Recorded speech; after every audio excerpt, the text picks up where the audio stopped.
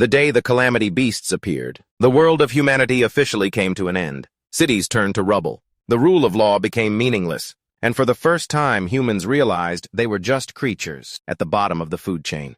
In the midst of that despair, a select few were chosen to become awakeners, beings who wielded supernatural powers to fight the monsters. Izuki, a teenager who lost his parents right before his eyes, was also one of them. But while others awakened to familiar powers, he received a rare class that was considered useless, mocked and despised. With level 0 and no direct combat skills, no one believed he could possibly survive. But no one suspected that Izuki's true ability would shatter all the rules of this world, analyzing enemy skills, exposing their weaknesses, and infinitely increasing his own stats. From the weakest, he step by step turned every battle into a bloody hunt, where the monsters were no longer the predators. Carrying an unquenchable hatred, Izuki chose a solitary path, confronting not only the beasts, but also the humans who manipulated power for their own gain. In a world where the strong decide everything, he had only one goal: to crush every limit, to pulverize anyone in his way, and to become the strongest human alive. And from this moment, the true battle for survival officially begins. One day, the sky darkened as if it were the apocalypse. On that very day, countless strange monoliths fell from the sky. Afterward, a barrier was deployed. Humanity watched in horror as the towering pillars shot up into the sky. The monsters, known as the calamity beasts, broke through the barrier and invaded the human world. A colossal world-ending demon appeared, casually trampling all life underfoot. Following it were countless other demons, swarming like ants. They brutally slaughtered humanity. The air echoed with terrified screams. Many people were killed by it. Others struggled to escape their claws. At a major intersection, now unrecognizable, only rubble and bodies littering the street remained. Fresh blood stained the ground amidst the ferocious monsters. It was as if they were granted the power of destruction, rampaging everywhere. Blasts of energy shot towards any survivors they saw. A mother holding her child fled. In a moment of imminent danger, she pushed her child forward. Suddenly a voice rang in his ear, "Izuki, Izuki." Seiya next to him asked curiously, "What's wrong? You zoned out." He replied, "It's nothing." She looked at Izuki doubtfully. "Really?" Looking at his tear-streaked face, Seiya asked, "Then why are you crying?" Riga came up from behind, putting a friendly arm around his shoulder. "You're sleepy, right? Normally you'd be asleep right now. But today, we have this sudden school-wide assembly.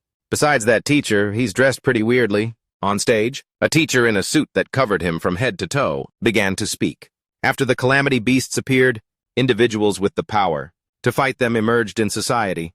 They are called awakeners. 15 years ago, during the largest calamity beast attack, at the northern bank of the Lam River, awakeners from all over the world gathered, crossed the river, and pushed them back. A battle, known as the River Crossing War. Since then, the attacks have lessened, but the number of monoliths falling has recently skyrocketed. A large-scale attack like the River Crossing War is highly likely to occur in the near future. Riga looked at him surprised. That man is the commander-in-chief of the 6 northern territories. Nento.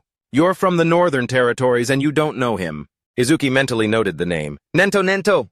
I'm sure I've heard that name before. I always imagined he'd be some hunched-over old man, with a long beard, but he looks even stranger than I imagined. Riga continued beside him. Despite his appearance, he's the very first awakener. Thanks to him, we learned about the monoliths and the calamity beasts. What's more, even the strongest awakener, Kazunari, the one who holds the title Light of Humanity, was once his student. Nento announced, recent research has shown that even ordinary unawakened people can become awakeners, with a certain probability by touching a monolith. Today, I am here to have all of you do just that. Become awakeners and dedicate yourselves to the fight against the calamity beasts. As he finished speaking, energy emanated from his palm, enveloping the stage. From it, a monolith materialized. The students cheered. A monolith rose from the ground. Is that magic? What's so surprising about that? This is like a dream. Please make me an awakener, Riga asked excitedly. Did you hear that, Izuki? We finally have a chance to become awakeners. He lowered his head, muttering in a low voice, "Finally." Seeing Izuki walk off, he called from behind, "Hey, don't leave me behind." Seiya stood in front of him, blocking his path. "Wait, Izuki, wait for your turn." He ignored her and walked right past. His eyes flashed with a sinister red glint. His voice couldn't hide his excitement. Finally, the day has come. On stage, one by one, people came up to place their hands on the monolith to be tested. A guard standing nearby announced to the student being tested, "No good." Next, the students expressed their concerns. That guy set 6 records in his freshman year. If even an athlete like him can't do it, How can I? His friend beside him advised. Maybe athletic ability has nothing to do with it. It's too soon to give up. The guard's calm voice rang out again. Next. The calls for next continued as a group of friends chatted. They expressed their apprehension. Still no one has awakened today. I thought it would be easy. Is our school going to be a total failure? The next name was called. Next, Oishi Hikaru. A girl spoke up. I really don't want that guy to become an awakener. Her friend beside her agreed. He's already such a bully. If he awakens, it'll be a nightmare. A boy pointed fearfully towards the stage. Look! The monolith is changing. Around the monolith and Oishi Hikaru bolts of lightning crackled. He thought smugly, after this, Nento and that beauty next to him will have to notice me. A status window appeared. Oishi Hikaru the human. Level 0, class lightning elementalist. Talent rank 2, private. Stats attack 3 speed. 4 defense 2 magic. A total 12. Aja said annoyed, finally someone. At level 0 the total stats are usually 5. But he has 12. I guess it's better than nothing. Oishi Hikaru was very smug. Doesn't that old geezer Nento have something to say to me? The first awakener here. But he was pushed aside as Izuki stepped forward. Oishi Hikaru was so angry a vein popped on his forehead. What the hell do you think you're doing? Touching me with your filthy hands. You want to die? The students below began to whisper. Who is that? He just cut in line. Someone recognized him. That's Izuki from class 5. A student thought he's toast. Once Oishi targets you, there's no escape. Aja had a feeling. I sense an incredibly intense emotion from that student. He raised his hand and touched the monolith, thinking I've engraved every detail of that day into my mind, so I'll never forget my hatred for the calamity beasts. My resolve is completely different from the rest of them. Nento's eyes showed surprise at his appearance. Behind Izuki, a guardian deity with an extraordinary aura seemed to appear. The energy around the monolith changed. Space itself seemed to freeze in that moment. A powerful surge of energy like a blooming flower covered the stage and spread throughout the entire schoolyard. A group of students covered their mouths in shock. Someone fell to the ground exclaiming, "That's insane. This looks even more spectacular than Oishi's awakening. That flower is over 100 meters tall." Bridgel shared in the joy with Izuki. You did it. Aja couldn't contain her astonishment. This is a phenomenon. That only occurs when the rarest class, the sequence breaker, appears. Nento was intrigued. I wonder how strong he'll become. I have high hopes for this boy. Oishi Hikaru couldn't accept his newfound glory being stolen. Veins bulged on his face. Even Izuki himself was in shock. Where am I? Did I awaken? His consciousness was sitting cross-legged inside a blooming flower, fully bloomed. A notification window appeared, startling Izuki. The information was displayed. Izuki human level 0 fixed.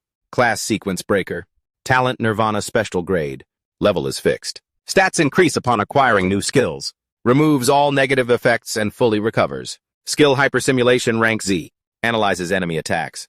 And allows for the acquisition of counter skills. Stats attack 0 speed Yo defense. Magic 0 total 0. Izuki's face darkened. Everything is 0! A series of new notifications popped up. Acquired rank Z skill. Hypersimulation. Special grade talent. Nirvana has been activated. All stats increased by 200. He exclaimed in delight, I get it. If I learn a skill with hypersimulation, I'll gain stats through Nirvana. Even if I can't level up, I can get stronger in my own way. This filled Izuki with a confidence. I don't know what level this makes me, but I've definitely become an awakener. I will exterminate every last calamity beast. The light from the flower radiated in all directions, leaving everyone in awe. So bright, my eyes, in that blinding light, his silhouette appeared in a majestic, fractured reflection. This was something Oishi Hikaru could not accept. This guy, no way. Aja's jaw dropped in shock, thinking those stats. Unbelievable, he's a rookie. Awakener? Nento had already made his conclusion. It's hard to believe, but this boy, Izuki, is destined to be the strongest. Update Izuki human level. Fixed, class sequence breaker. Talent special grade private. Skills private. Stats attack 200. Speed 200, defense 200, magic 200, total 800. The crowd below cheered in amazement. Look, Izuki's stats just skyrocketed. Unbelievable. I can't believe our school has someone so awesome. This is a miracle that will go down in the school's history. Oishi Hikaru was furious to the point of madness, his red eyes about to lose all reason. You stole the cheers that were meant for me. He unleashed lightning that shot through the crowd of students. A failure like you should have just stayed in your place. The current weaved its way from the back, shooting through the rows of people in front. It headed straight for Izuki, who was standing on the stage. Oishi Hikaru swore, I'll wipe you out with the skill I just learned. Silver Serpent. As the first bolt of lightning reached him, a notification appeared, C-rank skill detected. Silver Serpent hypersimulation activated. Analysis progress 27%. Progress increasing 57%, 69%. In a flash, he turned into a streak of white lightning and vanished from the stage. The students below were shocked. "Where's Izuki?" There was a flash of lightning and he just disappeared.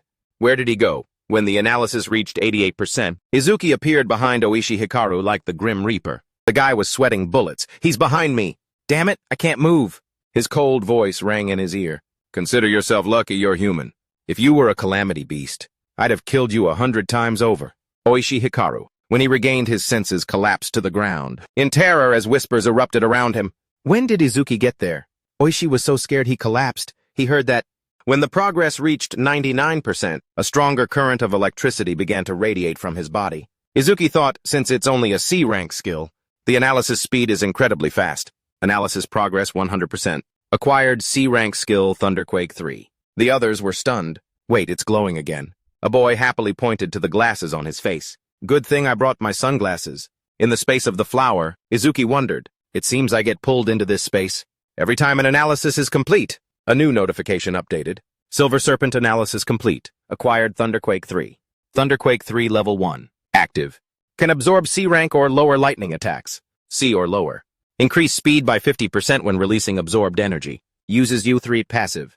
Percent speed for each C-rank lightning attack. Absorbed. Current plus. Learn Thunderquake 3 level 1. All stats plus 10. All negative effects removed and fully recovered. He reappeared before everyone, surrounded by lightning and blooming flower petals. The students gasped. Now Izuki is covered in lightning. The light is even brighter than Oishi's. Oishi Hikaru was horrified. How the hell did that guy learn a skill like that? He had no answer. And his stats went up again. Stats attack speed defense. Magic increased by 10 points. Suddenly the sky turned gloomy. Heavy raindrops began to fall. The students were surprised. It was just sunny a moment ago. Rain, hey, something's falling. Suddenly, through the thick rain, a monolith plummeted from above. Aja was surprised. A monolith. Why all of a sudden at a time like this? Nento added, and here of all places. This school-wide assembly is suspended. Everyone evacuate the school grounds. Immediately according to the drill plan. He thought to himself, there's no doubt about it. I'm their target. She urged, let's run. Combat isn't our specialty. Nento disagreed. If we run too, it will only cause more panic among the people. Look, that boy is far braver than we are. Just as the students were panicking and running in the opposite direction, only Izuki bravely advanced, where the monolith was crashing down right on the stage. Aisha couldn't believe it. Why aren't you running? The monolith crashed down, creating a significant shockwave. Thick dust billowed up as Riga called out in fear. Hey, a calamity beast is coming. Let's get out of here. He declared grimly, I'm going to wipe them all out. He asked worriedly, what are you talking about? If you don't run, you'll die. Seiya agreed, Riga's right. You just awakened, you can't fight that thing. Leave it to the other awakeners. Izuki refused to listen to their advice. His voice put her heart at ease. Trust me. Seiya pulled Riga away. All right. If you die, don't blame me, Riga worried. Is he really going to do it? That's a calamity beast, a walking killing machine. No one knew that at this moment Izuki was thrilled. To think that my first enemy after awakening, he was eager to settle the score now that he had power, would be the same kind of beast that killed my parents. I'm so damn lucky. A notification about the calamity beast appeared. Bone Soldier number 10, 3-sut level 8. Talent rank 2 plus 100% defense. If opponent's attack is higher than defense, talent is nullified. Skill Bone Flame rank B, stats attack 15, speed 10, defense 120, plus 120, magic 30, total 295. It stood menacingly before Izuki. He pondered, should I test out the skill I just learned?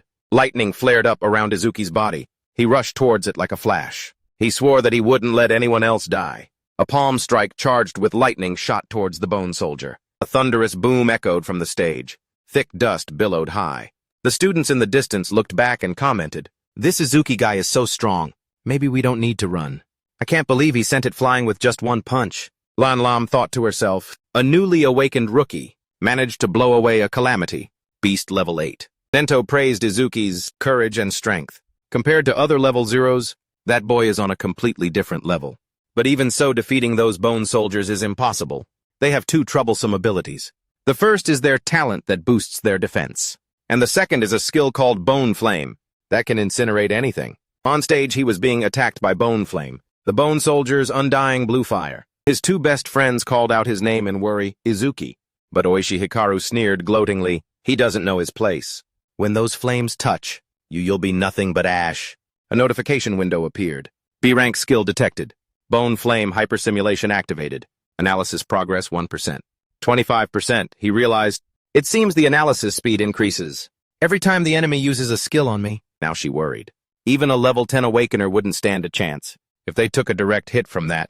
When she saw he was completely unharmed, she marveled, I can't believe a new genius has appeared.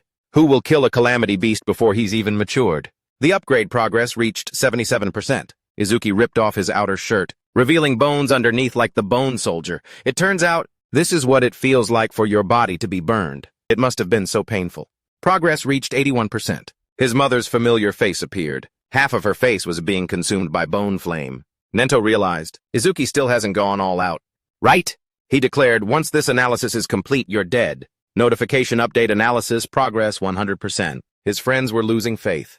Isn't this a bit too much for someone who just awakened? I was a fool to put my faith in that boy. A friend held onto a sliver of hope. Look, that lotus flower has appeared again. If it's Izuki, he'll show us another miracle. Izuki was eagerly anticipating it. Now then, what kind of skill will I learn this time? The system updated. Bone flame analysis complete. Acquired black ice wall. Black ice wall level 2. Active effect. When activated, consumes magic to continuously generate ice on the body's surface. Has the ability to block fire-type skills of B rank or lower. Passive effect plus 10%. Defense. When blocking fire-type skills of B rank or lower. Current 0% acquired black ice wall level 2. All stats plus 20. Removed all negative effects and fully recovered all injuries. All stats have been upgraded. Status attack 210 and 230. Speed 210, 230, defense 210, 230, meta 210 and 230. Total 840, 920. Izuki believed that even at full power just now, he still couldn't break its defense. But with my attack stat boosted this much, I might be able to do it. His body was perfectly restored to its original state, without a single scratch. Izuki stood within the embrace of the blue flower. The students rejoiced. Oh my God, he's alive. Yes, I knew he could do it. And that complete recovery is nothing short of a miracle. Aja wondered, he has a recovery skill. But didn't he just use a lightning type? Skill exactly. Nento was deep in thought. I've heard. The sequence breaker is the most mysterious class. But Izuki is an exception even among them. He was contemplating the issue. To think he could recover so perfectly. Like that. Could he recover even if his limbs were severed? Or his brain was destroyed? I'm curious about the limits of this recovery skill. The bone soldier continued to unleash a crimson bone flame wanting to destroy Izuki. The blazing bone flame shot towards his face. The blue flame enveloped Izuki's entire body. Searing heat radiated outwards. A layer of armor appeared around Izuki's body, shielding him. He carefully revealed only his eyes, which flashed with a dangerous red glint. A bone flame blazed high into the air. Just as the bone flame struck with a new blow, Izuki teleported behind it in a flash. A colossal, towering arm, covered in lightning, was raised. He had now transformed into his combat form, his whole body encased in armor. His body was larger than before. Izuki launched his second attack. A bolt of heavenly lightning slashed through the bone soldier like a blade. Those who witnessed this scene were stunned. He flew behind the calamity beast, in an instant like he teleported. Only an awakener could possibly see his movements. Oishi Hikaru was terrified. I couldn't see a thing! Just like that time. Aja wondered, is this person really a rookie? She assessed. Not only does he have tough armor to protect his body, but he can also create weapons in any shape. That's a skill. On a god-tier level for both offense and defense. Suddenly a voice called out, making him freeze. Izuki. It was Riga, who had rushed over to hug Izuki tightly. I'm so glad you won. I was so worried. He asked with concern, where's Seiya? He just now realized she wasn't by his side. Wait, she's not here. But she looked like she was about to cry just a minute ago. Seeing no familiar figure in front of him, Izuki thought, is she mad at me? Aja marveled. I can't believe that boy defeated a bone soldier. Something even a level 10 awakener would struggle with. Nento reminded Aja. Stay here and help with the cleanup, by the way. Leave a message for the principal. Tell him I'm taking the boy with me. Riga patted his shoulder comfortingly. There's no way Seiya would be mad that you won. She probably went to the memorial. She was afraid of being left behind. Izuki replied, I hope so. Suddenly a voice came from behind. You're Izuki. Right. As soon as he turned around, he saw Nento approaching from a distance. The students buzzed with conversation. Look, Nento is talking to him. Could it be, is he going to take him on as a disciple? No way. His only disciple is Kazunari. The strongest in history. No matter how strong Izuki is, that's still impossible. Riga knew to withdraw, giving them some private space. Well, then I'll go find Seiya. When only the two were left, he assessed him. You're quite special. Izuki was surprised to hear those two words. Nento in particular could feel it. It was as if his heart was shrouded in indignation and hatred. That's what made him curious. I want to know why. Izuki lowered his head, his face grim, and said, 5 years ago. My parents were killed by a spirit beast while trying to protect me. At that time, young Izuki blinked, witnessing the horrifying scene. He recounted, I was almost killed too. But then an awakened saved my life. Right before my eyes, I watched my mother burn to death. You'll have to walk the rest of the way on your own, son. At that time, Izuki could only stammer blankly. He blamed himself. Mom and Dad died because of me. Nento refuted, you're wrong. The source of everything that happened before you was that cruel spirit beast. Hatred swelled in the young boy's heart. At that moment, I swore that I would... Izuki's voice grew harsh with hatred. Wipe out all the spirit beasts, leaving none behind. Nento was curious. You still cry? Even though your heart is consumed by hatred, Izuki placed a hand over his remaining eye. Ever since I got this mystic eye, my tears stopped flowing. But now, tears are falling from my right eye on their own. Thanks to this, I will never forget my hatred for the calamity spirit beasts. He proactively made an offer. Do you want to become my disciple? I will get you into the Savior Alliance and grant you the overwhelming power you need to carry out your revenge. Izuki was surprised. The Savior Alliance, Nento explained. It's an organization established by the governments of the 5 continents, gathering awakened ones from all over the world. Its purpose is to fight against the calamity spirit beasts more effectively and systematically. You can think of it as a regular army to fight against the calamity spirit beasts. The members there are called saviors. Saviors are provided with resources like private, training grounds, and extremely powerful weapons. A high salary is also guaranteed. Even a savior in training receives 10,000 gold per month. He was astonished, thinking 10,000 gold. With that much money, you could even buy a car. Nento reminded him. Of course, such generous treatment doesn't come for free. Saviors are expected to always fight on the front lines and protect the safety of the people. Izuki pondered, to be honest, I don't care about the high salary or resources. The most important thing is being able to fight the spirit beasts on the front lines. He made his choice. I want to become a savior too. Nento revealed every year in February, the Savior Alliance holds an exam called the Savior Alliance National Tournament. With over 10,000 participants, the contestants are scored based on their performance, and only those in the top 100 are eligible to become saviors. He immediately asked, the record score? What's the highest ever? His voice hesitated. It might not be a very useful reference, but the record is 15,000 points, set by Kazunari a year ago. If you get 30% of that, you'll pass the exam. If you get 50%, you could pass in first place. He thought in surprise. Is that Kazunari the strongest awakened? The one called the Light of Humanity that Rigel mentioned? Nento assessed him. Kazunari is very special. Comparing yourself to him will only make you feel hopeless. But you have to be confident. With your talent, you can stand on equal footing with him. Izuki vowed, I will surpass Kazunari. This confident promise shocked him. Nento placed his faith in Izuki.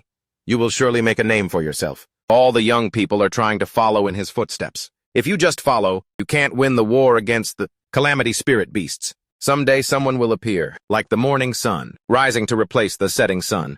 I'm looking forward to that future. He thought to himself, the morning sun that I've been waiting for has finally appeared. As he brought him to an oddly shaped building, Izuki was surprised. What's that? He revealed the stone pillars are like pathways connecting this world with the world of spirit beasts. That's why if you only kill the monsters and leave the pillars alone, new spirit beasts will keep appearing. This building is a facility built to isolate the pillars that cannot be destroyed. Awakened ones periodically wipe out the spirit beasts that emerge from the pillars. That way, the scale of the barrier can be contained, and it also serves as a training exercise. Izuki understood. So this is a training area? Nento confirmed, yes, we call them stages. The level and number of spirit beasts that appear are uncontrollable. So it's quite dangerous inside, especially the monsters in the stage right in front of us. They are very strong, as it has the highest death rate among the stages. For rookies, it's also known as the rookie's graveyard. He recalled back then Kazunari, who was just a fledgling awakened, cleared it in 3 minutes and 14 seconds. You said you want to surpass him. Finish it in under 3 minutes. Nento set the condition. If you can clear it in under 3 minutes, I will take you as my disciple. His appearance sparked murmurs and admiration. Look, it's Lord Nento. Next to him is that rookie from the rumors. No way. Unless you're an awakened on the same level as Kazunari. There's no way you can walk beside Lord Nento. Izuki glanced at the people beside him, thinking, is this guy that famous? On the door in front of them was a sign level 10, 2 levels higher than the skeleton soldier. Izuki wondered, how strong are they? He sensed something unusual. No one around here seemed to intend to enter the stage. Why, behind him people were whispering. Is that guy planning to enter the stage, even though he's just a rookie? With that composure, he must have a high-level awakened going with him. I wish they'd take me in too, someone sneered. Nah, he's just here to hit on the pretty receptionist. So delusional. Just because he's a little good-looking, he thinks he can get with the receptionist. He announced, I want to enter the stage. She agreed. All right, how many challengers? Izuki said calmly, just me. His words made the surroundings fall dead silent. No one spoke. The receptionist, out of kindness, advised him. Stop joking, it's not funny. Are you just here to watch? Or, if you came here to pick up girls, it's useless. This is an artificial stage, but it's still a dangerous place, where you can get hurt, or even killed. Inwardly, she thought, what is this guy talking about? The mocking whispers started up again from behind. See, he's totally here to hit on her. There are always guys like that, treating the stage like a date spot. Usually they get told off and just slink away. Izuki repeated, it seems you've misunderstood something. I have absolutely no interest in you. I'm really just here to challenge this stage. She was exasperated, face-palming. You don't have to act tough, just to save face. I'll give you my contact info, so please just go home. Izuki's attitude became intimidating. Don't make me repeat myself. I don't care about your contact info. Just let me in. That's all I want. The frightened receptionist handed him a bracelet. All right, if you die, I'm not responsible. Izuki thought, annoyed, you should have just let me in from the start, making me repeat myself over and over. The crowd sneered as they watched him put on the bracelet. What an idiot. He was about to get her number. This is not the time to act tough. A level 0 rookie challenging. A level 10 stage is just suicide. They started making bets. I bet he'll run out in less than a minute. But he seems pretty confident. He has a special grade talent too. Someone was reading Izuki's info panel. Human level 0 fixed class self-annihilator. Talent special grade private. Skills private. Stats private. The person next to him denied it for an awakened. Talent is just a secondary factor. The most important thing is level. If your level is low, then having a special grade talent is meaningless. Izuki stood before the door, curiously looking at the bracelet on his wrist. My personal information is registered on this bracelet, so I can get in by scanning it. A notification appeared. Awakened Izuki's request has been approved. He stretched. The deal was under 3 minutes. Let's get started. The countdown started. The clock was running. Izuki shed his previous relaxed demeanor, becoming extremely dangerous as he dashed inside. He assessed the place as he ran. The space inside is bigger than I thought. Even though it's artificial, this is my first time entering a stage. Footsteps. Izuki stopped sensing them. They're here. Ahead was a spirit beast. Its information appeared. Mach 1307 tribe. Wood spirit. Level 4 talent, none stats attack. 48 speed. 48 defense. 53 mana 24. Total 174. Without hesitation, he unleashed a damaging blow. After destroying the wood spirit, Izuki was satisfied, looking at his arm, which had transformed into an axe. An axe for chopping trees is a perfect match. How does it feel to see your comrade split in two? The short wood spirits were surrounding him. Izuki sneered, you rotten pieces of wood. Outside, a worried Ajoha asked Nento, Dad, there are plenty of other stages for rookies. Why did you bring him here? He explained, he said he would surpass Satsumi. So I just brought him to the place where Satsumi took his first challenge. She already believed that. It's impossible to surpass Satsumi-san, not unless he transcends the limits of humanity. He admonished her tone. Ayoha, do you think Satsumi has already transcended humanity? She looked down and replied, I used to think Satsumi-san was kind and easy to talk to. But I saw him kill a spirit beast, level 97 in the blink of an eye. His eyes at that moment, Ajoha felt they were cold, lonely, detached. Those eyes, I don't think they belong to a human. She deified him. They were like the eyes of a god. Nento believed that the boy had the potential to defeat Satsumi. Right now, he's just an unpolished gem. If Satsumi is like a savior god, he compared then Izuki-kun is a demon consumed by hatred, an existence completely opposite to Satsumi. Inside the game, after Izuki wiped out all the wood spirits, he realized super simulation won't activate for spirit beasts at this level. Behind him, a giant spirit beast appeared. He spun around and slashed it easily. Watching the wood spirit fall to the ground, Izuki was disappointed. Is that all? He went on alert. A level 10 spirit beast is only this strong, no. If that were the case, this couldn't be the rookie's graveyard. There must be something. The info panel appeared. B rank skill detected. Self-regeneration, activating super simulation. Progress updated. Beginning analysis. Analysis progress 5%. A sound rang in Izuki's ears. The wood spirit from before had revived. The branches around its body like silk ribbons wove together to form a new body. Izuki's body was ensnared by it. He was surprised. It can still regenerate, even though I chopped off half its head. Izuki had his answer. As I thought, it's not that easy. A notification appeared. Rebirthed Wood Spirit 520. Tribe Wood Spirit, level 10, talent B rank. Defense 50%, regeneration ability significantly increased. Stats attack 110. Speed 100, defense 60, mana 180, total 450. Izuki activated Black Ice Wall. A fist clad in armor pierced through the wood spirit's body. Izuki sped towards it like an arrow. I have to deal a massive amount of damage in an instant, so it can't regenerate. As the progress updated to 19%, he beat the wood spirit to a pulp. When the progress reached 21%, a sharp flashing axe strike lashed out. The wood spirit's body was sliced in half. Its face was split in two. Izuki wasn't about to let it go. Not yet. I will chop you until you can't regenerate anymore. Countless crisscrossing cuts slashed into its body. The wood spirit's body was hacked into tiny pieces, flying everywhere. Izuki sighed in relief, retracting the Black Ice Wall. That should do it. My mana is almost depleted from using Black Ice Wall for so long.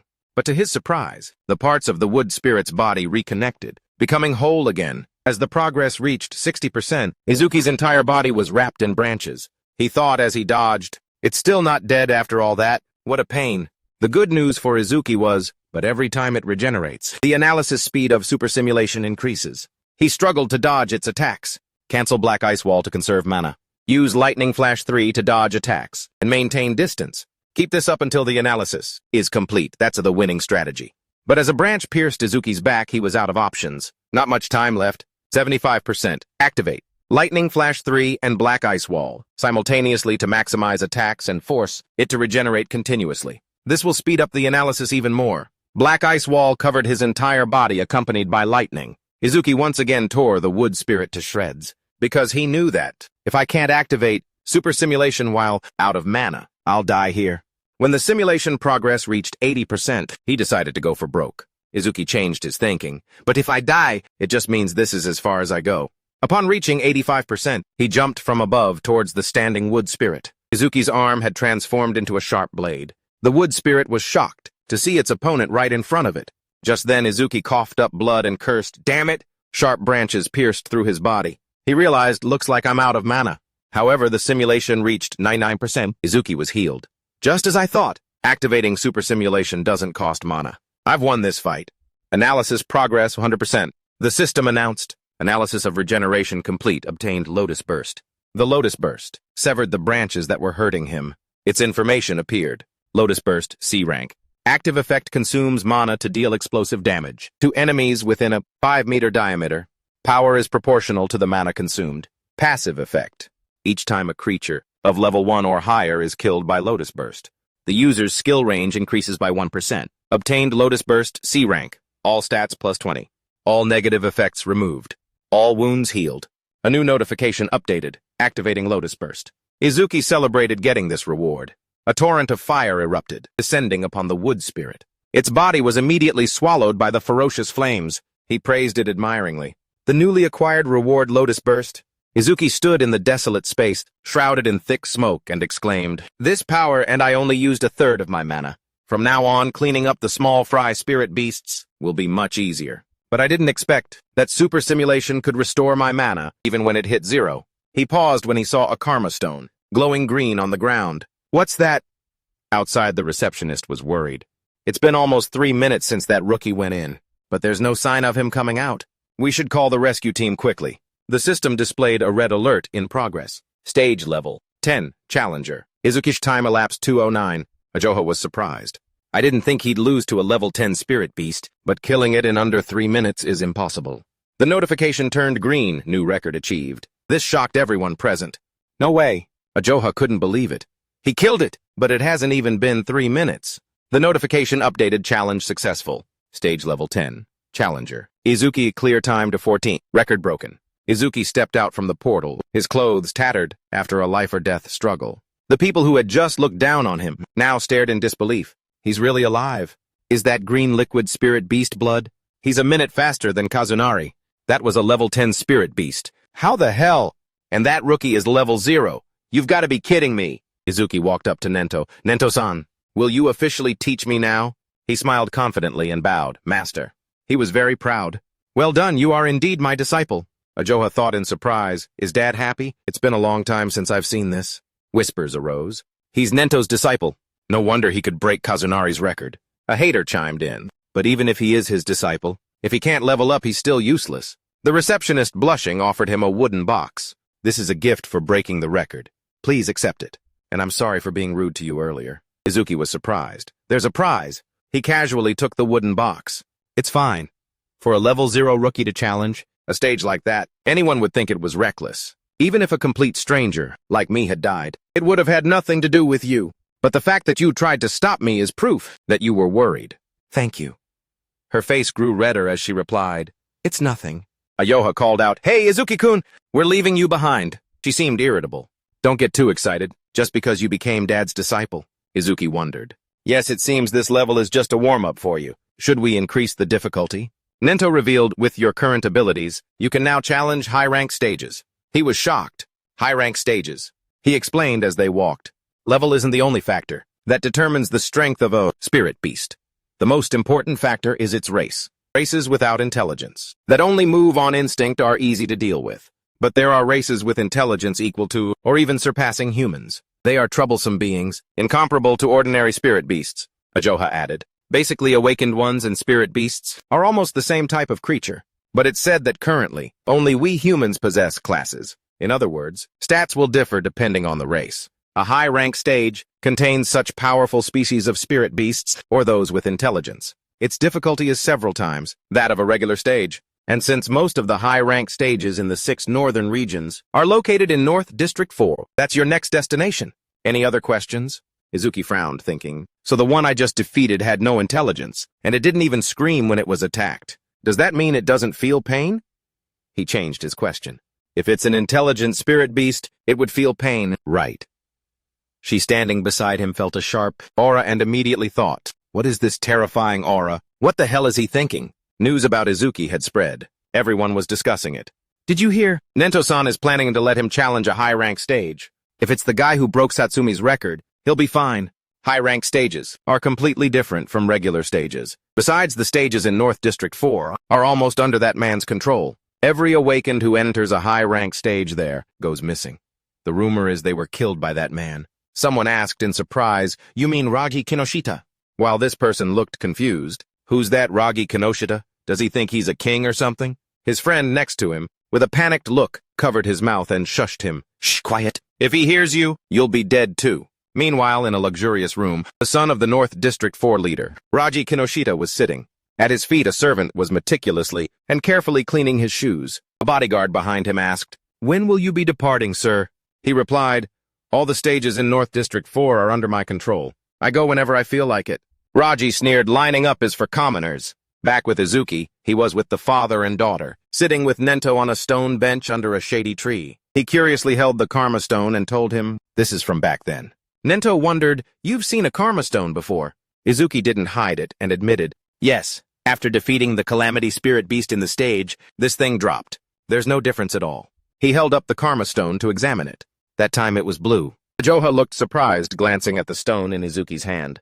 An intermediate-grade karma stone. Something like that appeared in a rookie's stage. He'd been listening but was still confused. What exactly is a karma stone? She just remembered, oh right, you're new. Let me explain. Another name for a karma stone is an experience stone. Ajoha then gave Izuki a crash course. After a calamity spirit beast, or an awakened, dies, an invisible substance called karma, or you could say experience points, is released from the body. When you absorb that, you level up. She summarized. In short, karma stones are stones that contain karma. Using karma stones to absorb the karma inside is one of the ways to level up. Ajoha was puzzled, but it's strange. Karma stones don't drop often. So why was it in this stage? Nento had the answer. It seems to be an effect of Izuki's talent. The other two exclaimed in surprise, talent.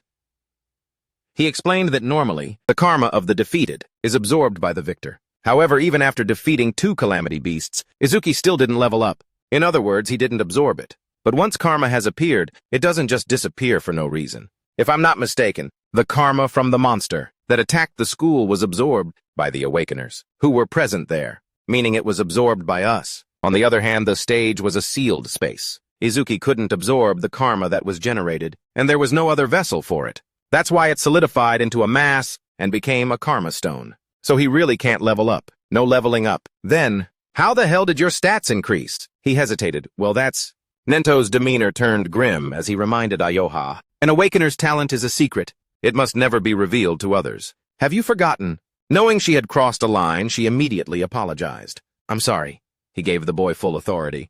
I'll let you decide whether to sell that karma stone or keep it. I have a meeting with the high command of the 5 major clans, so I'll be gone for a while. In the meantime, Ayoha will look after you. But before I go, there are a few things I need you to remember. Nento carefully instructed. First, keep our relationship a secret. Second, don't tell anyone about your talent. Third, until I return, conquer at least 6 high-level dungeons. Fourth, if you think something is right, do it with all your might no matter what happens. I'll always be here to support you. Feeling trusted and supported by him, the boy obediently replied, Yes, master.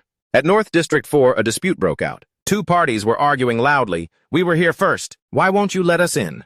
This dungeon was reserved by the son of the Kinoshita family. Now go home. The other party didn't care. So what? Just because he has a little money, he thinks he can do whatever he wants. How come that guy isn't even here yet? You could at least let us go in first? He kept nagging, unaware of the impending danger. I don't know how rich that brat is, but if you don't let me in, I'll report you to the Awakener Association. Just as he finished speaking, the man was sent flying, with a single punch. The one who attacked was a tall, heavily built young man, his muscles bulging. His arms were bulging with rippling muscles. A sharp thorn shot out. Ogatek dodged it. The attacker was stunned. No way, my B-rank skill? Earth Thorn had no effect. He sneered dismissively. That wouldn't even scratch an itch. The boy was terrified. Earth Thorn is a skill that can pierce through anything. This guy must be a monster. His hands were grabbed by Ogatek. He squeezed the opponent's wrists with all his strength. His face took a full punch from Ogatek. Blood gushed from his nose and mouth. This terrified the onlookers. Those 2 were level 7 and level 8. They were taken out instantly without a fight. That big dude is totally OP. Someone recognized him. That's Ogatek. He's one of the 4 pillars under Reiji Kinoshita, a level 12 metal elementalist. Level 12, no wonder. He declared, I won't spare anyone who tries to enter the dungeon without Reiji's permission. If you try to defy me, I'll make sure you end up just like these 2. His hand was still gripping the guy's neck. These guys will rot right here. Don't even think about helping them. His companion warned him, Tech, don't overdo it. All this trash is watching us. If you beat a weak student to death, they'll snitch on you to the teachers. Ogatek let go, dropping the guy to the ground. Just in time, Izuki caught him. He was a bloody mess. Izuki's appearance made everyone curious. Who's that guy? Didn't he hear him say not to help? A level 0, he's toast. That beautiful woman with him? I feel like I've seen her somewhere before. Ogatek's face darkened. Hey, newbie, I said no one gets past here, without Reiji's permission. If you don't want to end up like those 2, then scram and go home. He uttered, I get it, so I have to beat you to enter the dungeon. Ajoha got on her device. I'll contact the administrator of North District 4. This kind of selfishness can't be allowed. Izuki refused, no need. Master told me, if I think something is right, I have to give it my all. He handed the injured man to her. Please take care of them. The killing intent radiating from Izuki made someone wary. Who the hell is this guy? His information was hidden. Izuki level 0 fixed, class order destroyer, talent special grade. Skills private, stats private. Ogatek was surprised. Even though he's level 0, he's facing me without any fear. Is it because of his rare class? He felt something was off. Wait, why do I feel this pressure? Even with a rare class, I'm still 12 levels higher. The stat difference should be insurmountable. This guy's information appeared. Name Ogatek, race human. Level 12 the class. Metal Elementalist, a talent tier 2 effect. After metallizing. Defense plus 50% while stationary. Skill metallization. Stats attack. 110, speed 100, defense 250, mana 145, a total 605. Ogatek was stunned by his opponent's action. A look of unconcealed shock filled his eyes. Reflected in Ogatek's pupils was the image of the boy charging forward. A punch landed squarely on him, powerful and precise. The scene horrified the witnesses. So fast, is he really level 0? Even at level 8, I'm not sure I could keep up. Izuki's fist smoked as Ogatek's face had turned to metal. He was surprised. He blocked it with metallization. His 2 metal-clad arms clanked together. Fast, but your punches lack power. Izuki dodged backward. He realized, to successfully ambush an enemy over level 10, I guess I really have to boost my speed with Thunderclap 3. Izuki, race human. Level 0 fixed, class order destroyer. Talent special grade, Nirvana. Skills, super simulation Z rank. Thunderclap 3, level 1, Black Ice Wall, level 2. Lotus Burst, level 2. Stats attack 250. Speed 250, Defense 250, Mana 250, Total 1000. C-rank skill metallization detected. Activating super simulation. Analysis progress 1%. He was surprised. A skill threatening enough to trigger super simulation. I have to get serious. Izuki charged again. A normal attack. Can't break through the metallization defense, so I'll just have to aim for the fleshy parts. Ogatek planted his feet firmly on the ground, his body already metallized. His attitude was utterly dismissive. A weakling with no power or speed. Izuki's plan was half successful. He thinks that was my top speed, huh? He's getting careless. Increasing speed with Thunderclap 3. Lightning enveloped his body as he raised his fist. Seeing the new skill, Ogatek was shocked. Lightning element, Izuki swore. I won't give you a chance to metallize. Simulation progress increased to 59%. Izuki unleashed a flurry of punches on him. The others were frozen. That guy! How can he use a skill from a different class? He's so fast my eyes can't keep up. Can that level 0 guy really beat Oga? He was gritting his teeth trying to endure the pain. This is bad. I don't have an opening to metallize. Even though he's level 0, how is he so fast? At this rate, I'm going to lose. Ogatek needed help. Damn it! I can't even speak. Don't just stand there watching help me. If it's come to this, I have no choice but to try that move. A powerful energy erupted from his entire body. His entire body had completely metallized. Izuki was surprised. This guy, he metallized his whole body. Update C-rank skill metallization analysis progress 88%. Ogatek growled, I'm actually grateful. I've never succeeded in metallizing my entire body before. But thanks to you pushing me, I finally did it. He smiled, looking at his current state. A metallized part increases defense by 50%, and my talent gives me another 50% defense boost while standing still. In other words, my current defense is over 500. I was going to cut you in half, but as a reward for helping me achieve this new skill, I'll let you die peacefully. Two onlookers discussed a level 12 with over 500 defense. No one at the same level could break through his defense. He's a real monster. I really thought the level 0 was going to win. Izuki smiled calmly and asked, if I'm not mistaken, metallizing your entire body must consume a huge amount of mana. If you put all your stat points into defense, your mana pool can't be that high. Progress 99%. Ogatek asked, annoyed, what nonsense are you talking about? Is this guy really level 0? He had to admit the kid's intuition was sharp as hell. A lotus flower enveloped him as he reassured, don't worry. I'm not going to use a boring strategy, like chipping away, until your mana hits 0. No, I'll end this right now. Update analysis progress 100%. Ajoha glanced at the flower. It's here, that blue lotus. Izuki is about to get stronger again. The onlookers were surprised to see the flower close up like a bud. A lotus flower. Is this a level 0 skill? It doesn't look like an attack skill. But how can he beat Ogatek with just that? Update analysis complete. Metallization. Acquired skill True Piercing Orb. True Piercing Orb level 1. Active effect. Fires a perfect sphere on a fixed trajectory. The sphere travels at 1 ms and pierces all enemies in its path. Ignores all defense stats. Passive effect. Each time this orb, with a higher defense stat, then the user is defeated by this orb. Its travel speed increases by 100%, current increase 0%. Izuki assessed ignores defense. If this hits, I can definitely deal damage. The problem is the travel speed. At 1 meter per second, even a normal person could dodge it. The timing is crucial. But if my opponent is that stationary punching bag, then I don't even need to worry about timing. The attack. He declared that absolute defense he's so proud of. I'll shatter it to pieces. System notification. Acquired True Piercing Orb level 1. All stats plus 10. All negative effects removed. All wounds healed. Attack 250 at 260. Speed 250, 260. Defense 250, 260. Mana 250, 260. Total 1000, 1040. Izuki pointed at the True Piercing Orb floating inside the flower. He himself was looking forward to it. Go on, try to dodge this. System notification activating True Piercing Orb. The onlookers murmured. That's a skill I've never seen before. So this is an Order Destroyer, said to be the most mysterious of the 4 classes. Can a skill from a level 0 Order Destroyer pierce the defense of a level 12 defense specialist? With that confident look, it must be an incredible move. The True Piercing Orb glowed, radiating an aura. It hovered in midair. The others were speechless. There was no reaction. Someone asked curiously, just a tiny little orb, that's it. Are you kidding me? What a letdown. Ogatek sneered. You think you can make me move and nullify my talent's effect with a tiny orb like that? How naive. He walked toward the True Piercing Orb.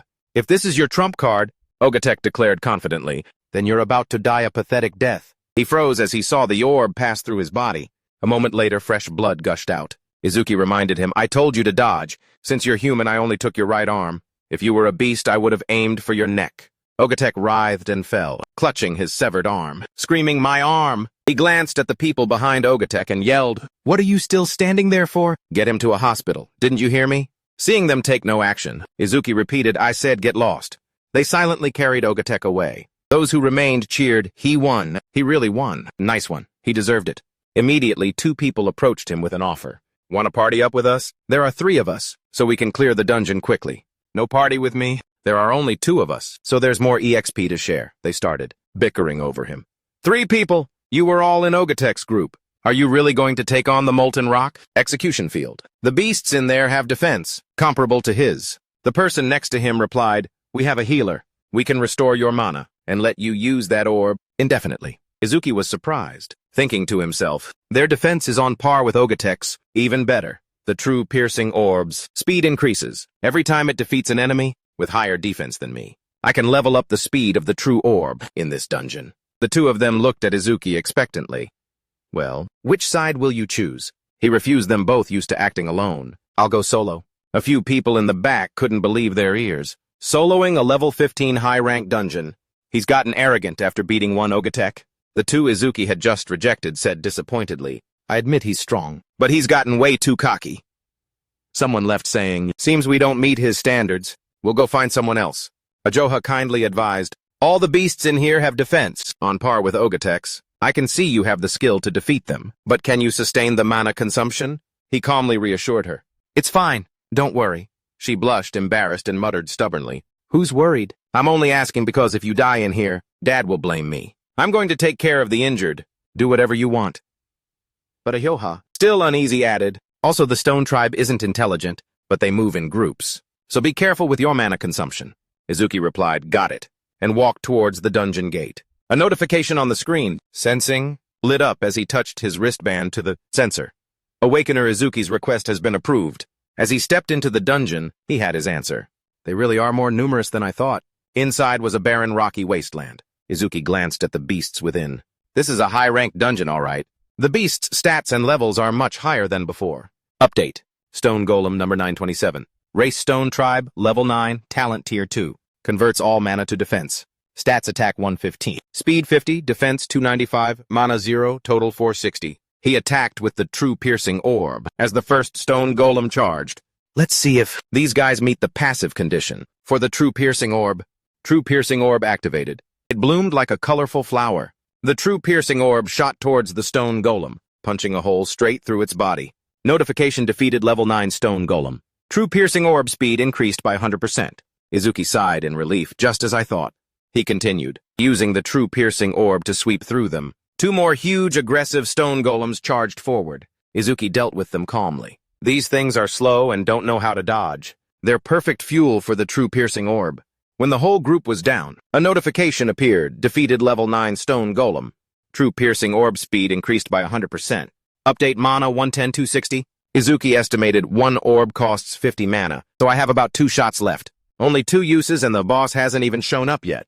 So there are 3 left. If that's the case, he decided I have to take down 2 at once. With a single orb, Izuki leaped high into the air, aiming for the stone golem below. He dove down, throwing it forward. Now, Izuki's eyes flashed with a dangerous red light. Take this. The flower containing the true piercing orb bloomed. Lightning shot out, carrying the enlarged, true piercing orb as it plunged down. In no time, the remaining stone golems were destroyed. Notification defeated level 9 stone golem. True piercing orb speed increased by 100%. Exhausted, he collapsed, panting heavily, sweat pouring down like rain. That feeling of exhaustion right before running out of mana. I'm so tired, I hope I can get a recovery skill someday. After resting enough, Izuki sat up and checked the system. So now it's at 5 meters per second. It can even catch up to a running enemy. Update. True piercing orb level 1 active effect. Fires a perfect sphere on a fixed trajectory. The sphere travels at 5 mm, ignores defense, and pierces all enemies in its path. Passive effect. Each time the orb defeats an enemy with a higher defense stat than the user, its travel speed increases by 100%. Maximum speed increase 500%. While he was distractedly checking the information, from above, a giant golem ambushed him. One of its blows struck down, making the ground shake. It has activated the B-rank skill gigantification. Info display. Goliath number 28, Race Stone Tribe, level 15, talent tier 2. Converts all mana to defense. Stats attack 239. Speed 60. Defense 478. Mana 0. Total 77. The golem's size amazed Izuki. It's huge! He immediately activated Thunderclap 3, 50% speed. Fast as lightning, Izuki climbed onto the golem's body, feeling a bit uncertain. Can a single, true piercing orb take down something like this? That's why I have to aim for its weak spot. Maybe if I aim for the head. While the golem was distracted, Izuki threw the true piercing orb at its head. An opening! Seeing the golem turn towards him, he quickly backed away. This is bad. The orb is too small. Even if it pierces through, it won't deal much damage. Its fist was closing in on Izuki. He tensed up. Not good. I can't dodge in midair. To block the blow, Izuki activated Black Ice Wall. The collision created a massive explosion. He was blown back into a cliff wall, fresh blood trickling from the corner of his mouth. He gritted his teeth and uttered, "This brutish giant is tougher than I thought." New notification. Gigantification skill detected. Activating Super Simulation skill 1%. This made Izuki happy. So its size comes from a skill, then this is much easier. Meanwhile, with Rigi, his bodyguard Tanuki received a call. He was shocked. What? Rigi frowned, annoyed, and reminded him, "I told you not to make noise in front of me." He bowed his head, apologizing. "My apologies. It was just something completely unexpected." Rigi continued, "What is it?" Tonka reported, "It seems someone has defeated Ogatek and forced their way into the dungeon." The wine glass in Rigi's hand shattered. An angry voice rang out. What was he doing? He was always boasting that no one under level 30 could break his defense. Could it be that an awakener over level 30 showed up? Tonka replied, "The number of falling stone pillars has increased sharply recently, so all the awakeners above level 30 are busy dealing with them. They don't have time to come here. Besides, the main challengers at the Molten Rock execution field are all newbies around level 10. Rigi retorted, "Impossible. A level 10 could never beat Oga." Tonka pleaded, "Yes, of course. If you would give me more time, I will investigate further." Rigi stood up and said calmly, "That won't be necessary. Even if the opponent is level 30, you're still here, aren't you? The Molten Rock execution field is famous for its stubborn, calamity beasts, and conquering it is extremely time-consuming. Even if we leave now, we'll still make it in time." "Right." Tonka hesitated. "But without knowing the opponent's identity, we should still proceed with caution." Rigi was not pleased. He reminded him irritably, "I said we're going now. Don't make me say it again." His aura made Tonka break out in a cold sweat. "Yes, sir, as you command."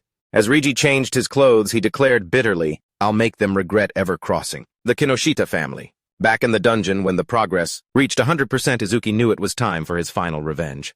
"I don't have to run around like a mouse anymore."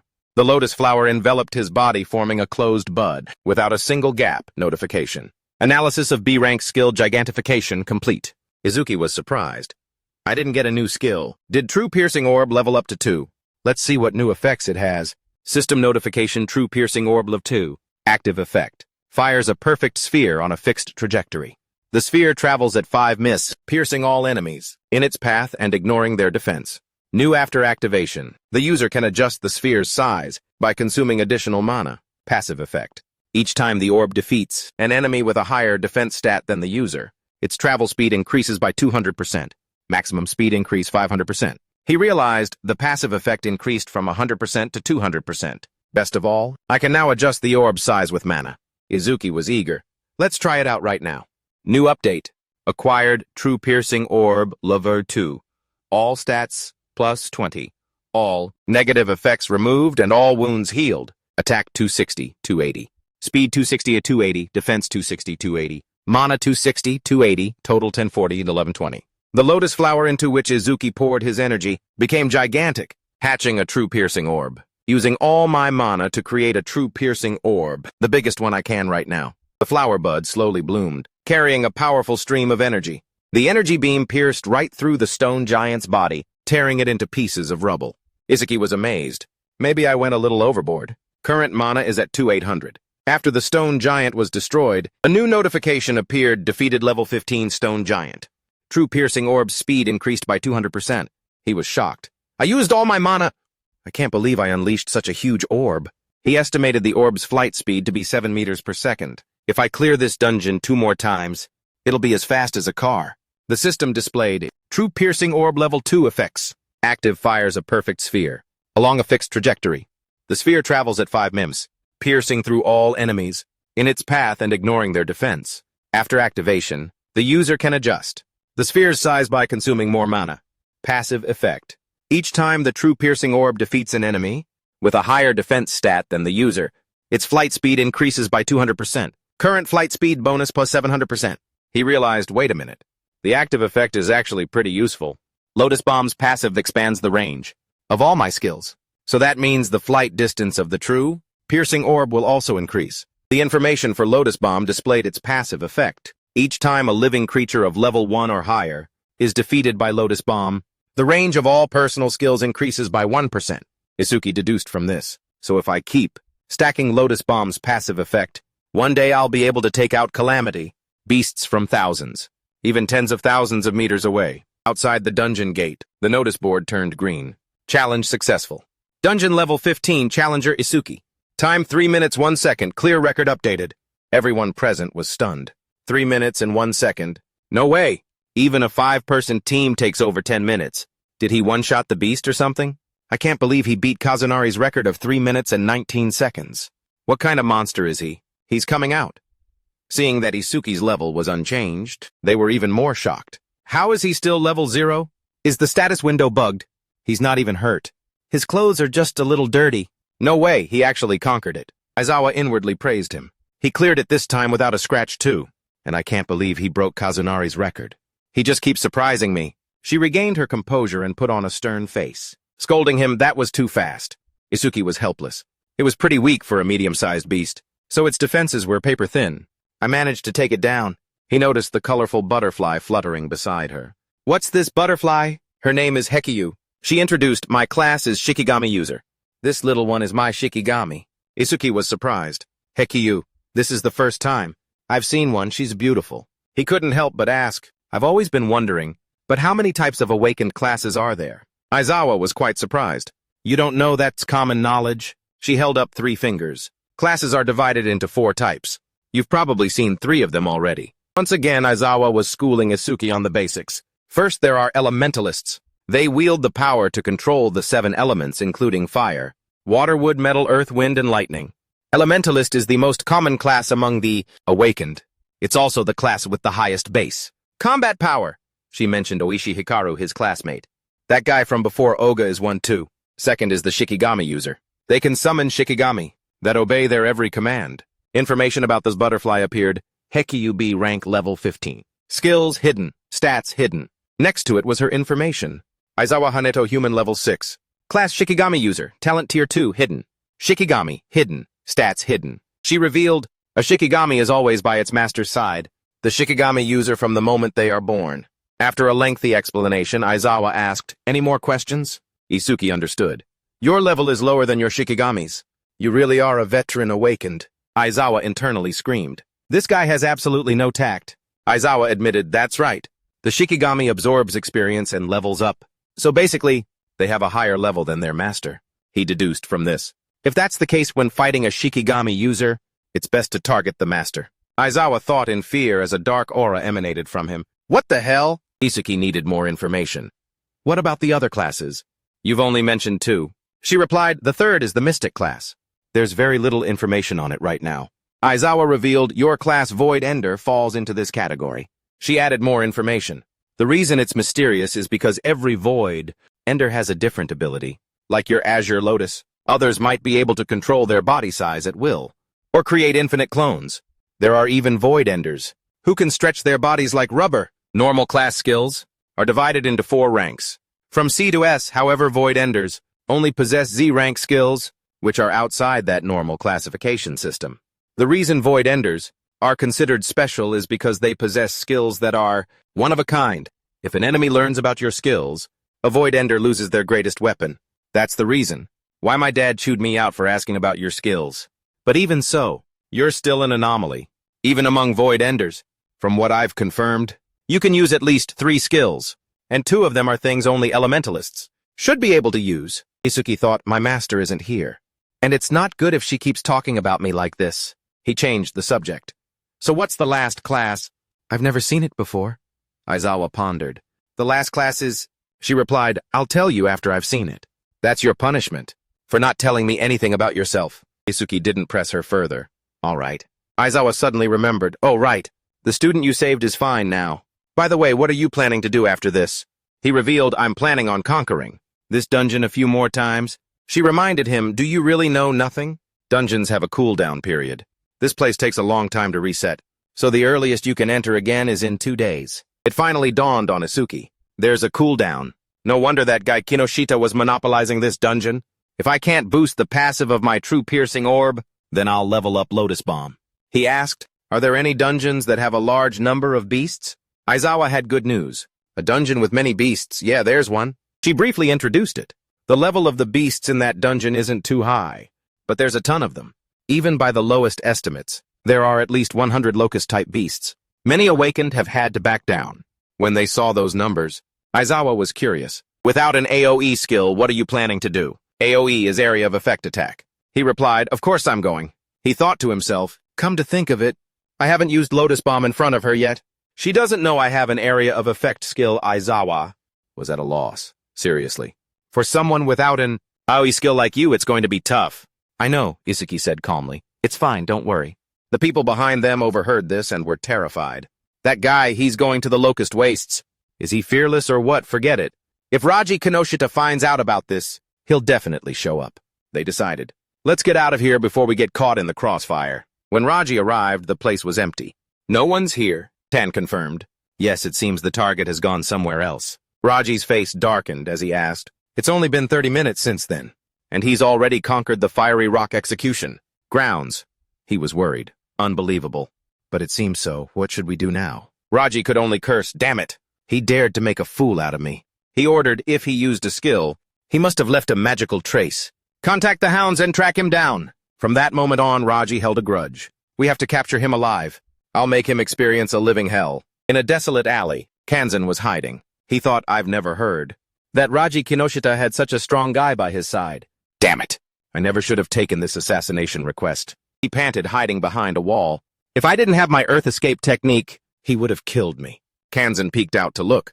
I've come this far, so I should be safe now. Right behind him, a death hound with a hideous open maw lunged forward. It bit down hard on Kanzan's neck and didn't let go. Behind them, the death hound's master stepped forward and ordered, looks like you have something to say. Sure, let go a little. Kanzan rasped, how did you find me? Saki revealed, my nose is very sensitive. He strolled forward. The scent of death that you guys give off, I can smell it. Kanzan begged in fear, please don't kill me. Saki refused. No can do. Lord Kinoshita would take his anger out on me. Besides, she hasn't eaten human flesh in a long time. You know. He commanded the death hound, eat up, it's dinner time. It opened its mouth and lunged towards tonight's feast. After finishing its meal, the death hound broke through. Saki joyfully petted its thick fur. Finally leveled up. System notification. Death hound B rank level 16. Skill death aura rank C. Senses all magical traces in the area. To identify and track the source of the magic. Death's desire rank B. After the Shikigami dies, its resurrection time is significantly reduced. Stats attack 250 speed, 250 defense, 150. Mana 150. Then he made a phone call. Reporting it's done over here. Saki received new information. Seriously injured. That stubborn Oga. Did someone hit his weak spot?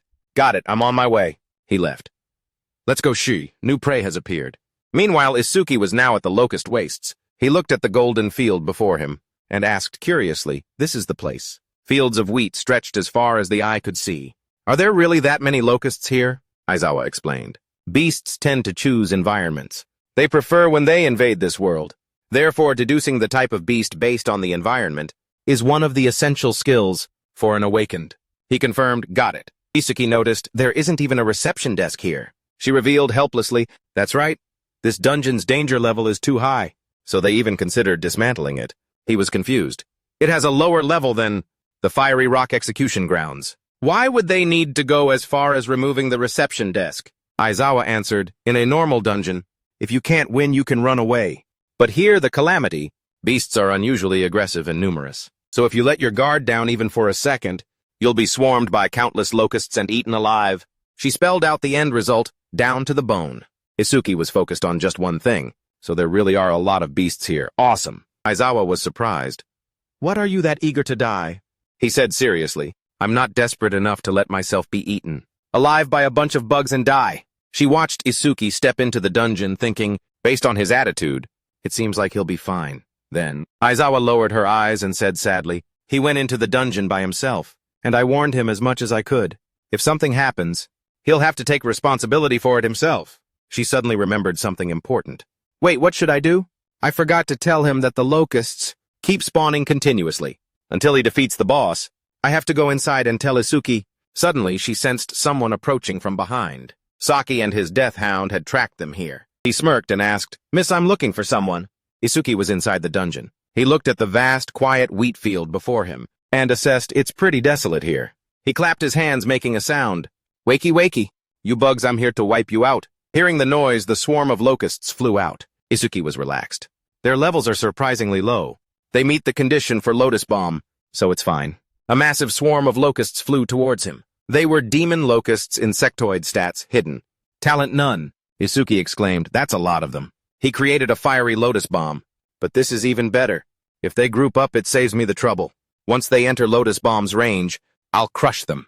All at once. Waiting until the swarm of locusts was densely packed, Isuki decided now. He activated Lotus Bomb. A flash of light erupted in the dark space. A series of notifications popped up as the explosion ignited, incinerating them.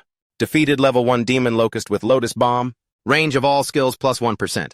Isuki stood amidst the thick smoke and dust. He had wiped out the first wave without breaking a sweat. Notification updated. Lotus Bomb level 2. Active effect. Consumes mana to deal explosive damage to enemies within a 10.5 in diameter. Power is proportional to the amount of mana consumed. Passive effect. Each time a living creature of level 1 or higher is defeated by the Lotus Bomb skill, the range of all skills increases by 1%. He calculated, so right now it's plus 110%. 110% means I killed 110 of them at once, huh? With beasts at this level, spending 10% of my mana to wipe them out is a good trade. Considering my remaining mana and recovery rate, during combat, I can probably fire about 10 more shots. Even if I only take out 100 enemies each time, I can increase my total skill range by another 1,000%. Looking at the updated mana notification, Isuki checked mana 252-280. If this dungeon didn't have a cooldown, things would be a lot smoother. He looked curiously at the bracelet on his wrist. That's weird. The challenge successful notification hasn't appeared. Don't tell me. A notification popped up, skill detected. Key rank skill. Mother's Will, super simulation activated. Analysis progress 1%. Isuki looked back warily. There are still enemies. Larger locusts swarmed and surrounded him. Isuki quickly activated a layer of dark ice lance to protect himself. He was shocked. Mother's Will is the boss's skill here. I was careless. I thought there was no boss here? He was on alert. It's a good thing I can increase my skill range with Lotus Bomb again. But the problem is, I don't know where the boss is. Isuki activated Lotus. If that's the case, I'll just wipe out all the small fry until the boss shows its face. Second explosion erupted as the swarm of locusts was hit. Notification updated. Defeated level 1 demon locust with Lotus Bomb. Range of all skills plus 1%. Current bonus plus 20%. Isuki was secretly pleased.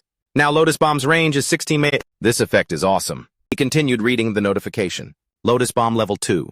Active effect. Consumes mana to deal explosive damage to enemies within a 16 m diameter. Power is proportional to the amount of mana consumed. Isuki anxiously looked towards the sea of ash before him. I've killed another 110 minions, but the boss still hasn't appeared. Again, a dense swarm of locusts approached. Isuki saw them flying up from cracks in the ground. They're spawning again. Notification update. Analysis progress 27%. He knew.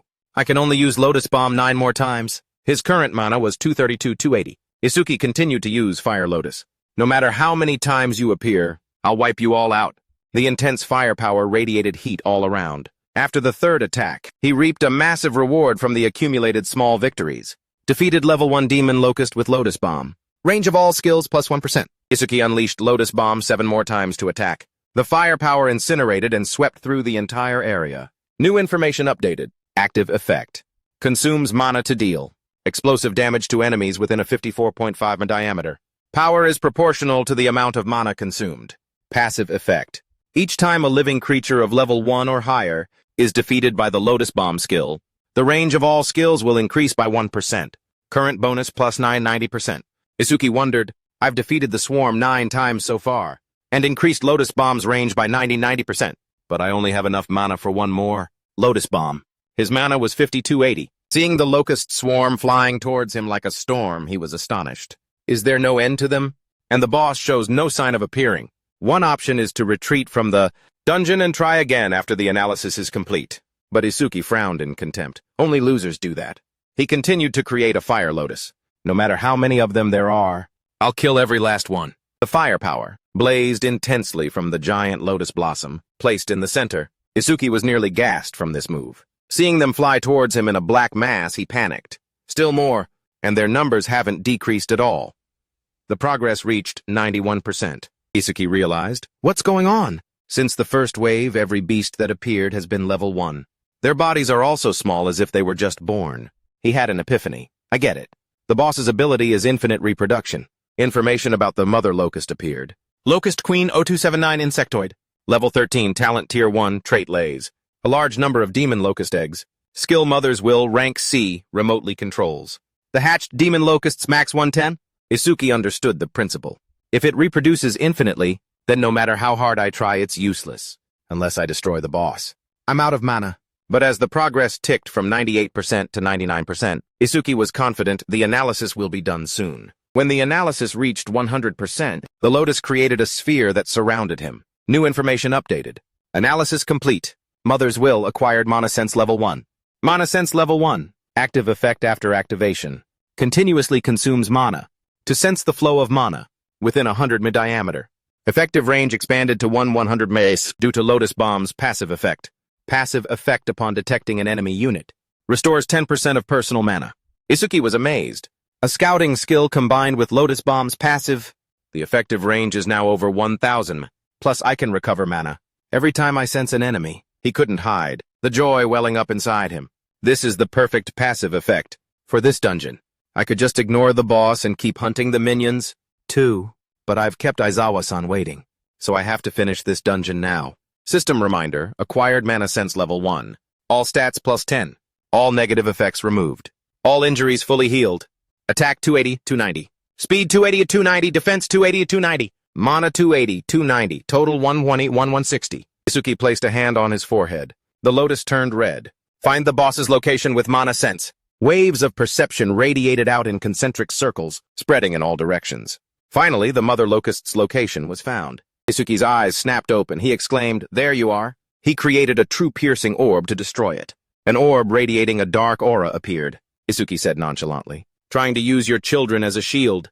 Lotus Bomb unleashed a huge source of lightning energy towards the target. He was certain. It's useless.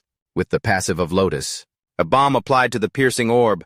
The orb's flight distance will definitely reach it now. Notification, true piercing orb range 120 Mia. The true piercing orb shot straight down into the ground. The Locust Queen hurriedly flew out of her hiding spot. Isuki lunged from behind, determined not to let it escape. He smiled coldly and said, "Checkmate." A single strike pierced through the mother locust's body. Green goo splattered out.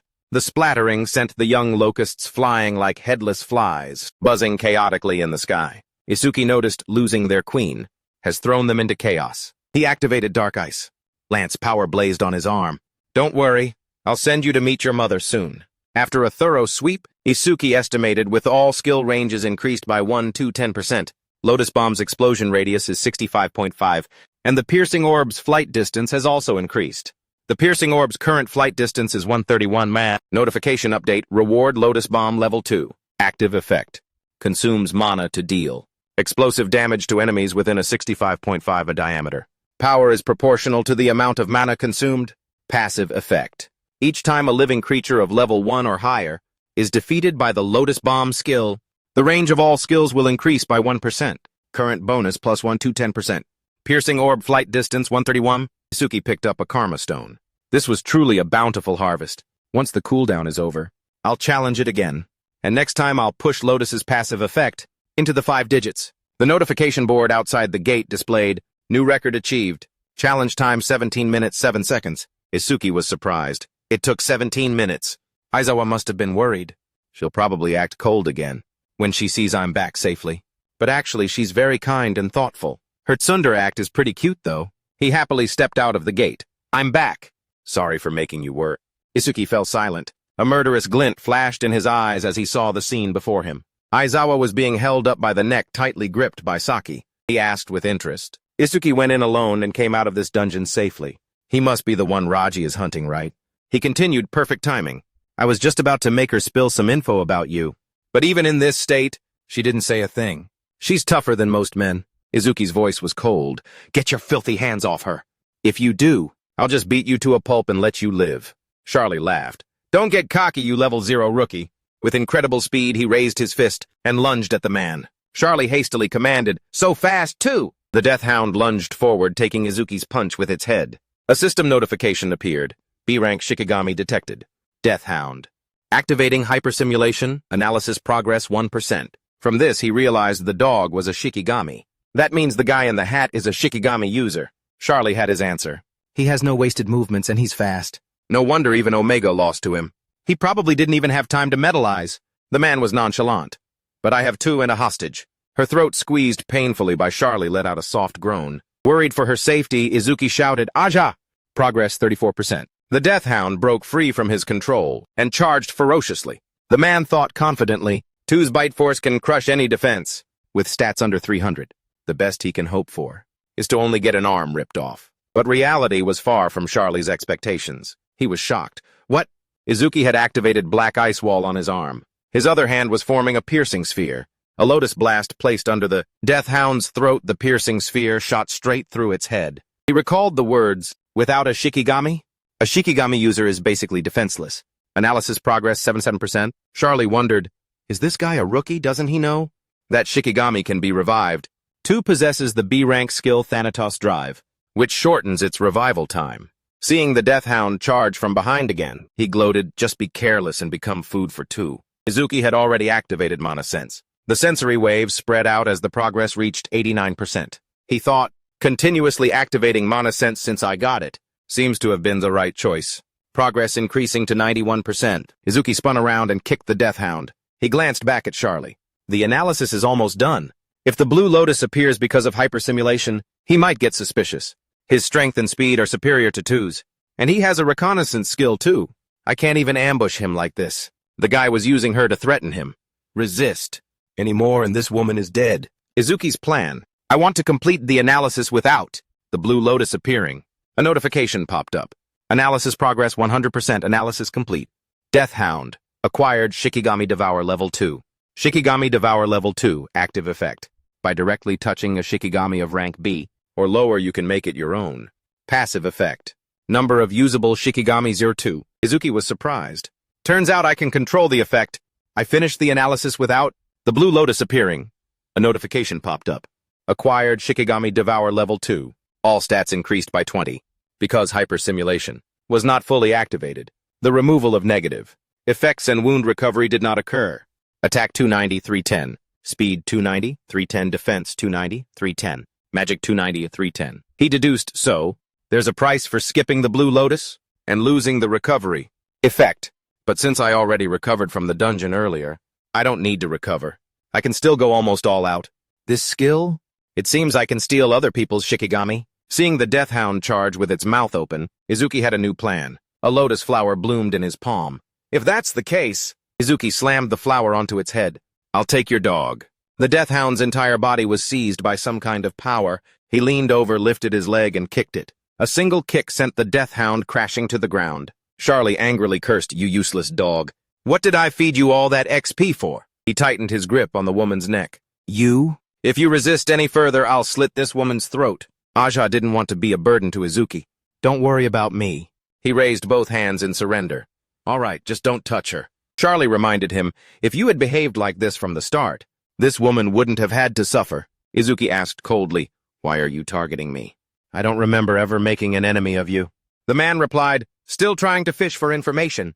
I guess I can tell you. Since you're going to meet him anyway, Raji Kinoshita is furious with you for entering Northern District 4 on your own, without permission. I am the dog tamer Charlie, and I'm here to apprehend you on his orders. Izuki held a grudge. Raji Kinoshita, it's that guy again. I'll have to meet him in person and settle this. Charlie warned, you'll meet him soon enough. Right after your body is chewed to pieces, 2 is about to rip your legs off. If you value this woman's life, then this time don't use that weird ice layer of yours to protect yourself.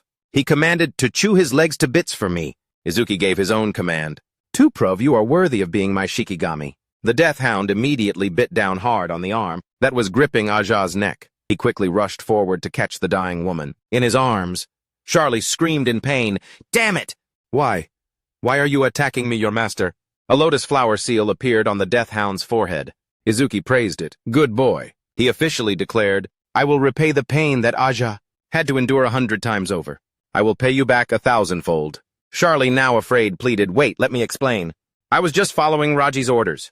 I had no choice. That's right. Let's team up. I'll lure Raji out for you. Izuki replied, that's a good offer. The man rejoiced internally, having bought himself some time. I fooled you. Charlie shot a sharp projectile straight at his opponent. Die, you brat! Izuki leaned back, dodging it. But I'd rather kill Raji Kinoshita myself. He ordered to make him suffer the same pain Aja did. Charlie cried in fear, begging, it was an accident. I'm sorry. Give me another chance. The Death Hound bared its fangs and slowly advanced on him. Charlie tried to reason with it. Have you forgotten? I'm your master. I fed you so much, The Death Hound opened its massive jaws and lunged at him. After it was done with Charlie, he asked grimly, You've been following me ever since I left the dungeon. Haven't you? Izuki glanced behind him. How long are you going to hide? Why don't you show yourself? In that direction, someone was skillfully concealed. Iberia stepped out shyly. You noticed, huh? Izuki's voice was as cold as ever.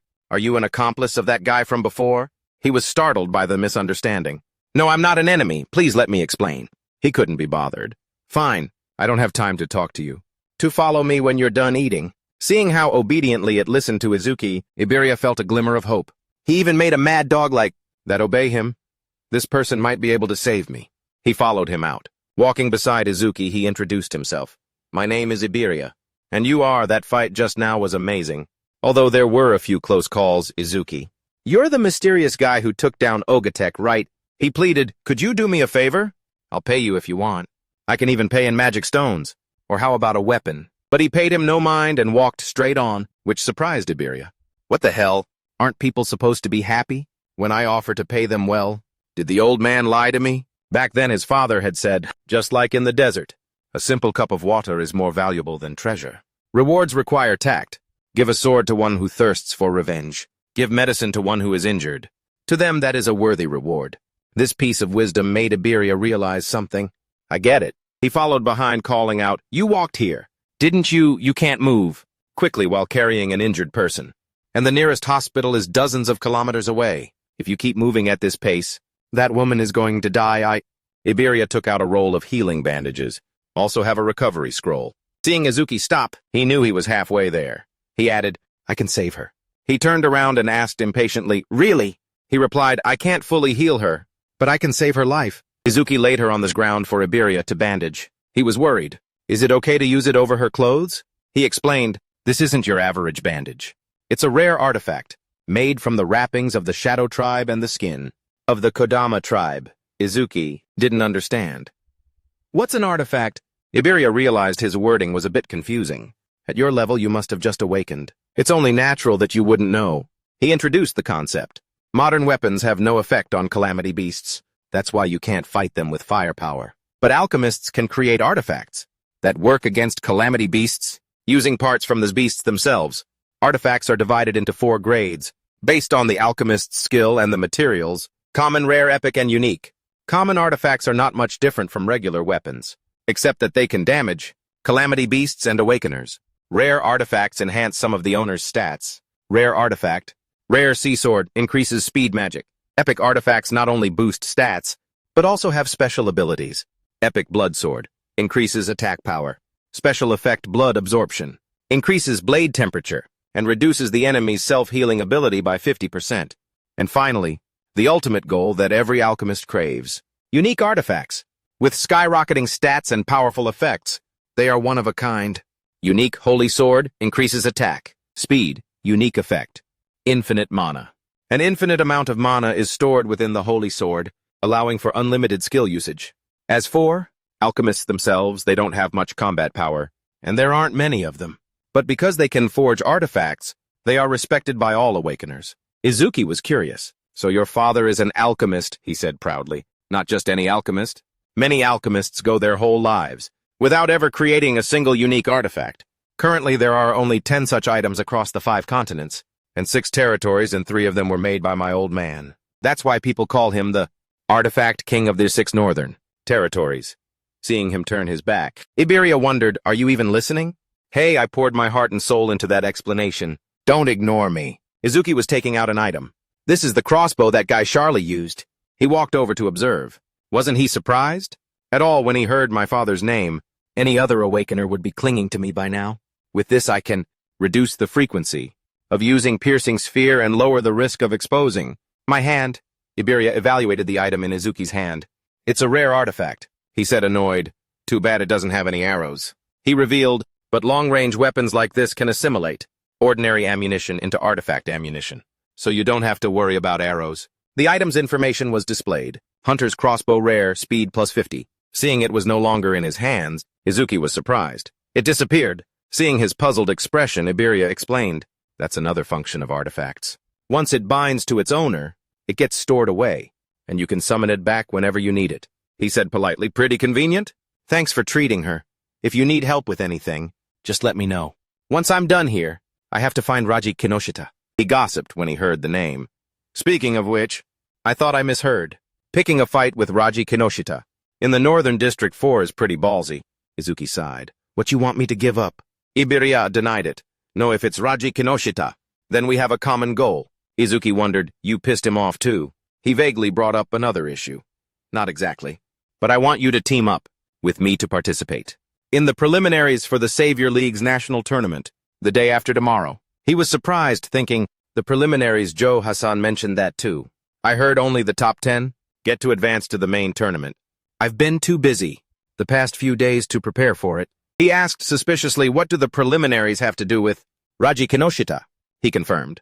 The preliminaries are held in each of the 6 territories, and the venue for the Northern Territories is in Northern District 4. As the son of the regional administrator Kinoshita, Raji is clearly aiming for the main tournament. In fact, his older brother is also a savior, so if he doesn't make it into the top 10, it would be a disgrace to the Kinoshita clan. That's why he's monopolizing all the dungeons in Northern District 4 to level up. Izuki didn't understand. Why team up with someone like me? You've already helped me a lot. Me, Iberia explained. It's simple. Because you're strong. My instincts tell me that if we team up, we'll definitely pass the preliminaries. Izuki reminded him, you're younger than me. Right, you'll have plenty of opportunities in the future. So why does it have to be this year? He hesitated. Why, it's because, Iberia recounted, ever since I was a kid, I've watched my old man craft artifacts. Every finished piece was like a perfect work of art, and my admiration for him just kept growing. So I've always dreamed that one day I would become an awakener and fight the calamity beasts with equipment made by my own father. Then a month ago, I finally awakened, excited. I asked my father to make an artifact for me, but it's still too soon. He refused, saying, only saviors can use my artifacts. He continued, even so I kept begging, and finally he gave me a condition. If I pass this year's preliminaries, he'll give me a masterpiece. That's why I absolutely have to win the preliminaries. This year, Izuki was curious. With a father as great as that, there should be plenty of people who want to team up. You don't need to team up with a level 0 like me. Well, Iberia replied, my father thought so too. That's why before I left, he said, listen here. Pass the preliminaries on your own strength. If you rely on strong teammates, I won't give it to you. He admired, your father is really strict. He recounted helplessly, according to my information, most of the promising candidates have been bought off by Kinoshita, and the rest are lone wolves who don't like to team up, or they already have a team, so there's no one left to ask. But 2 days ago, I heard about someone who defeated one of the 4 pillars, Ogatek, and even broke a record.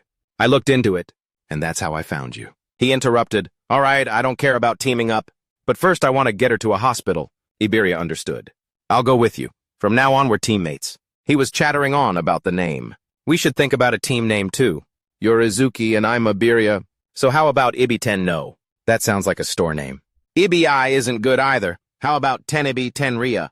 Izuki picked up Aja in his arms, exasperated. Geez, this guy talks even more than Omaku.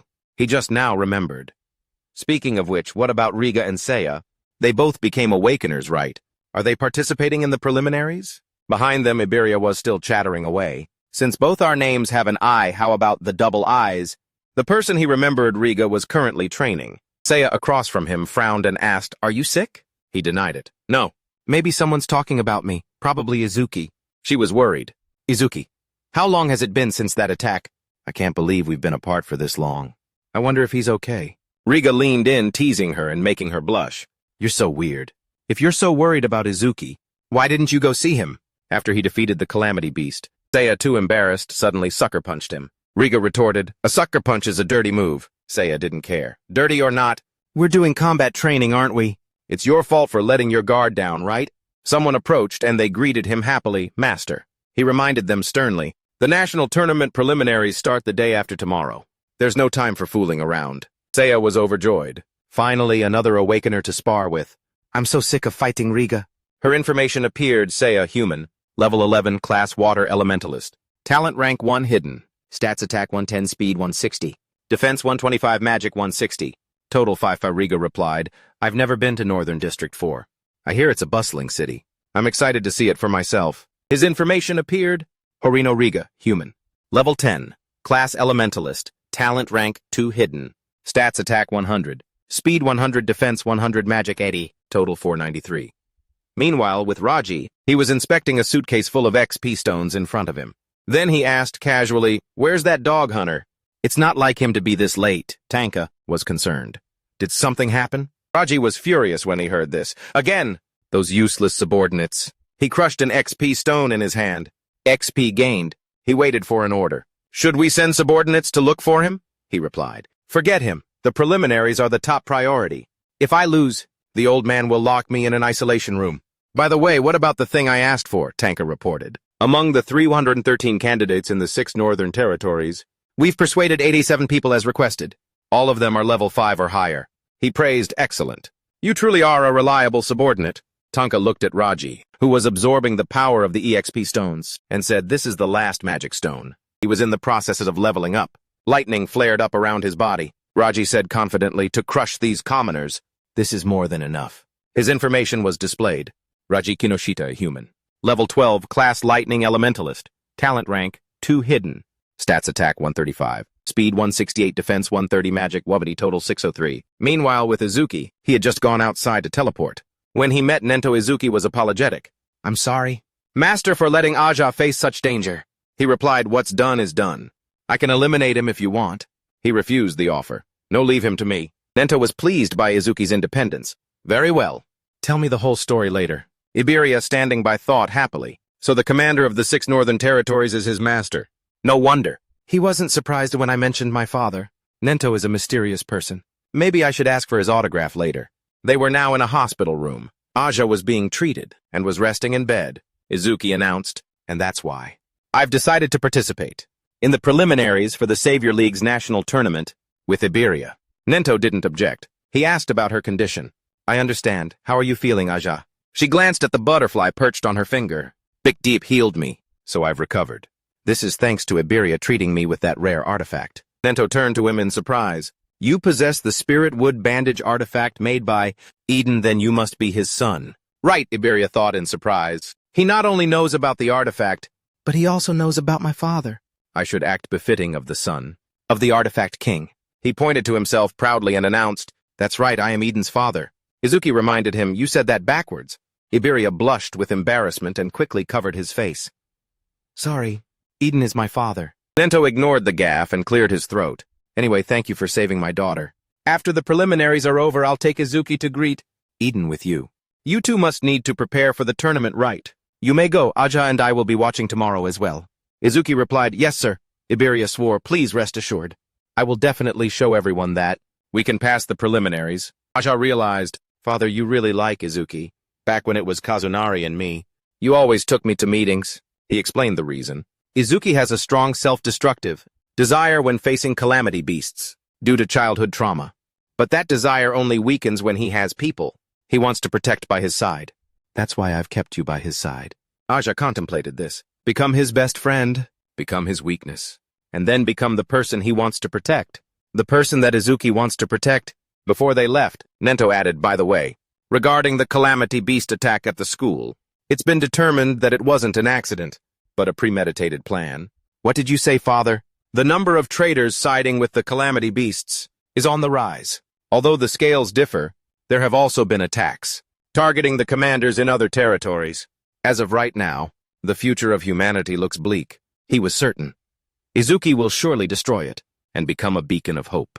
The next day in Northern District 4, the preliminaries for the Savior League's national tournament began. Izuki stepped into the arena. Looking at the massive crowd, he was quite surprised. "There are more people than I thought." Iberia replied, "I heard that as soon as the news that Nento would be watching was spread. People who weren't planning on participating suddenly changed their minds.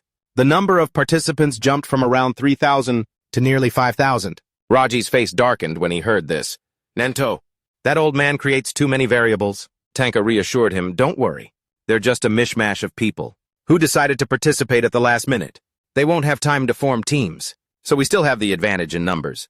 Tell the people we recruited to tie a red ribbon around their right arm, so we know they're on our side." Coincidentally, Riga and Seiya were also there. He asked, "Are red ribbons in fashion? Should I wear one too?" Since Nento is here to watch, Seiya added, "Maybe Izuki is too." Soryu, the host of the national tournament preliminaries, stepped up to announce, "Everyone, I will now explain the rules before we begin the preliminaries." He announced the rules and location for the competition. The preliminary round is divided into two areas, the inner area and the outer area. In the first stage of the preliminaries, you will all start from the 4 cardinal directions of the outer area. First, you will compete, based on the time it takes to enter the inner area. The moment you enter the inner area, your rank will be recorded on your bracelet, and only the top 300 will advance to the second round. Rigel looked at the device on his wrist in surprise. The bracelet has that function, Seiya thought anxiously. Eliminating thousands of people in the first round is so brutal. Soryu announced, "You are allowed to bring 2 artifacts, team up with anyone, and use anything you like. The result is all that matters. After the first round ends, the rankings will be published, and the rules for the second round will also be announced." Iberia suddenly shouted, "Itsuki, look!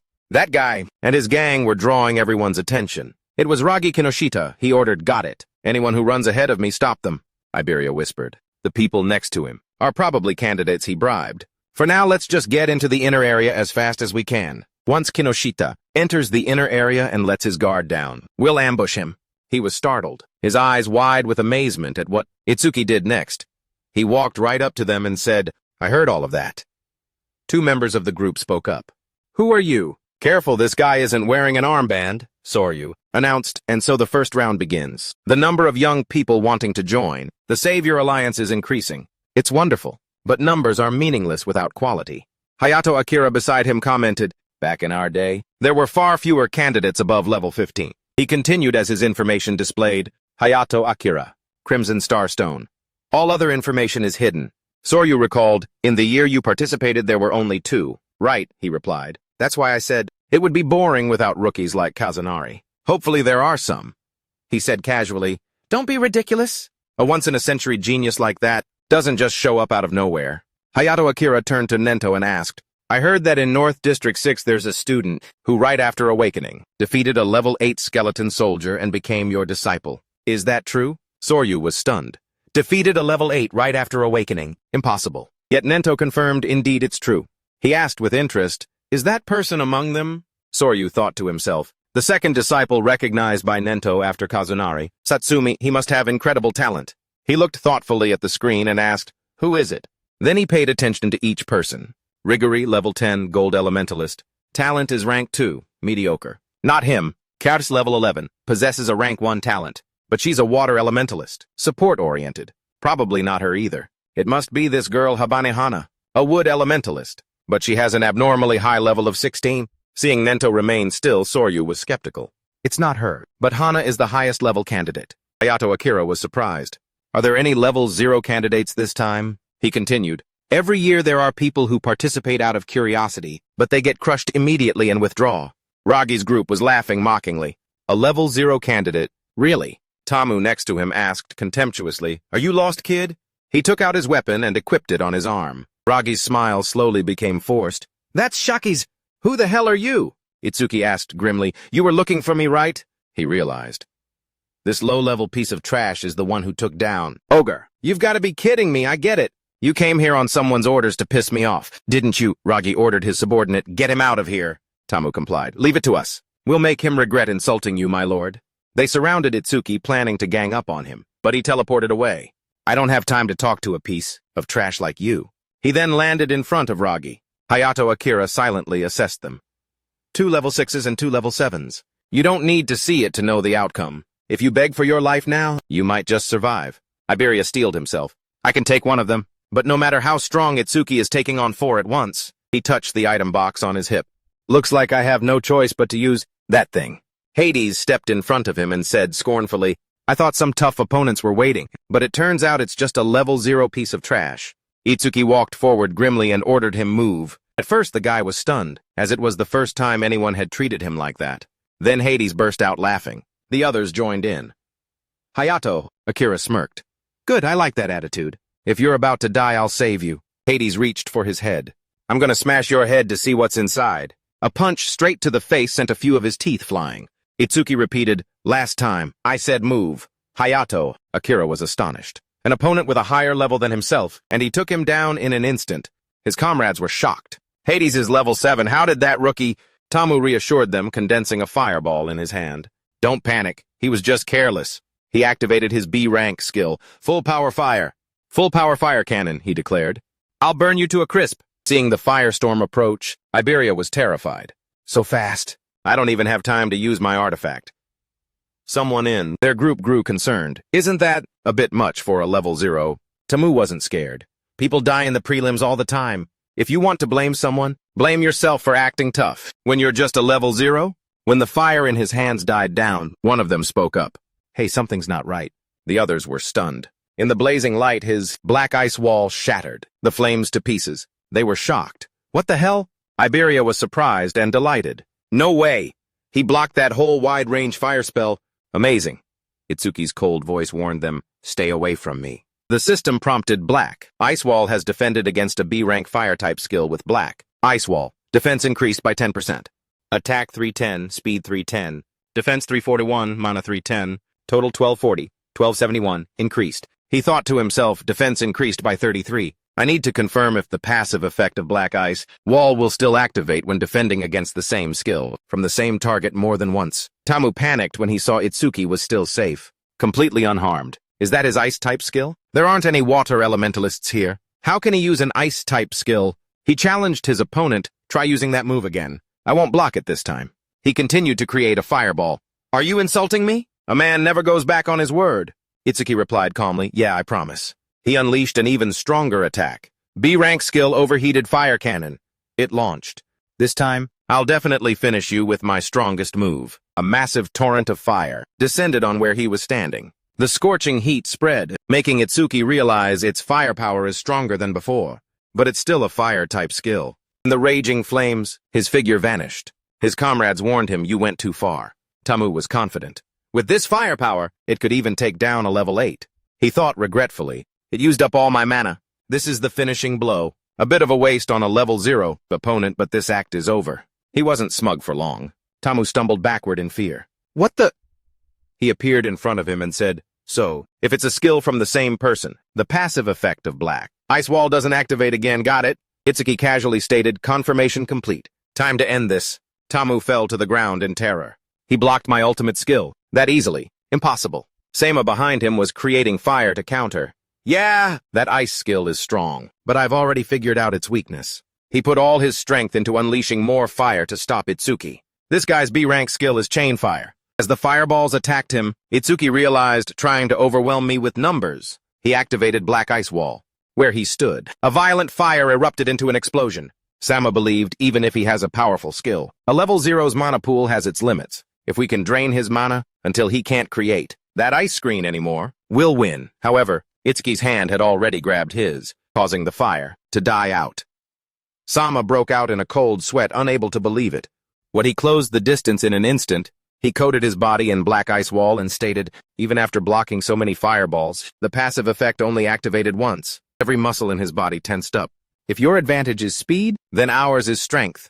Itsuki asked scornfully, are you even trying? First he gave Sama an uppercut straight to the throat. You look miserable, so I'll make it easier for you. As the guy collapsed, Itsuki miscalculated.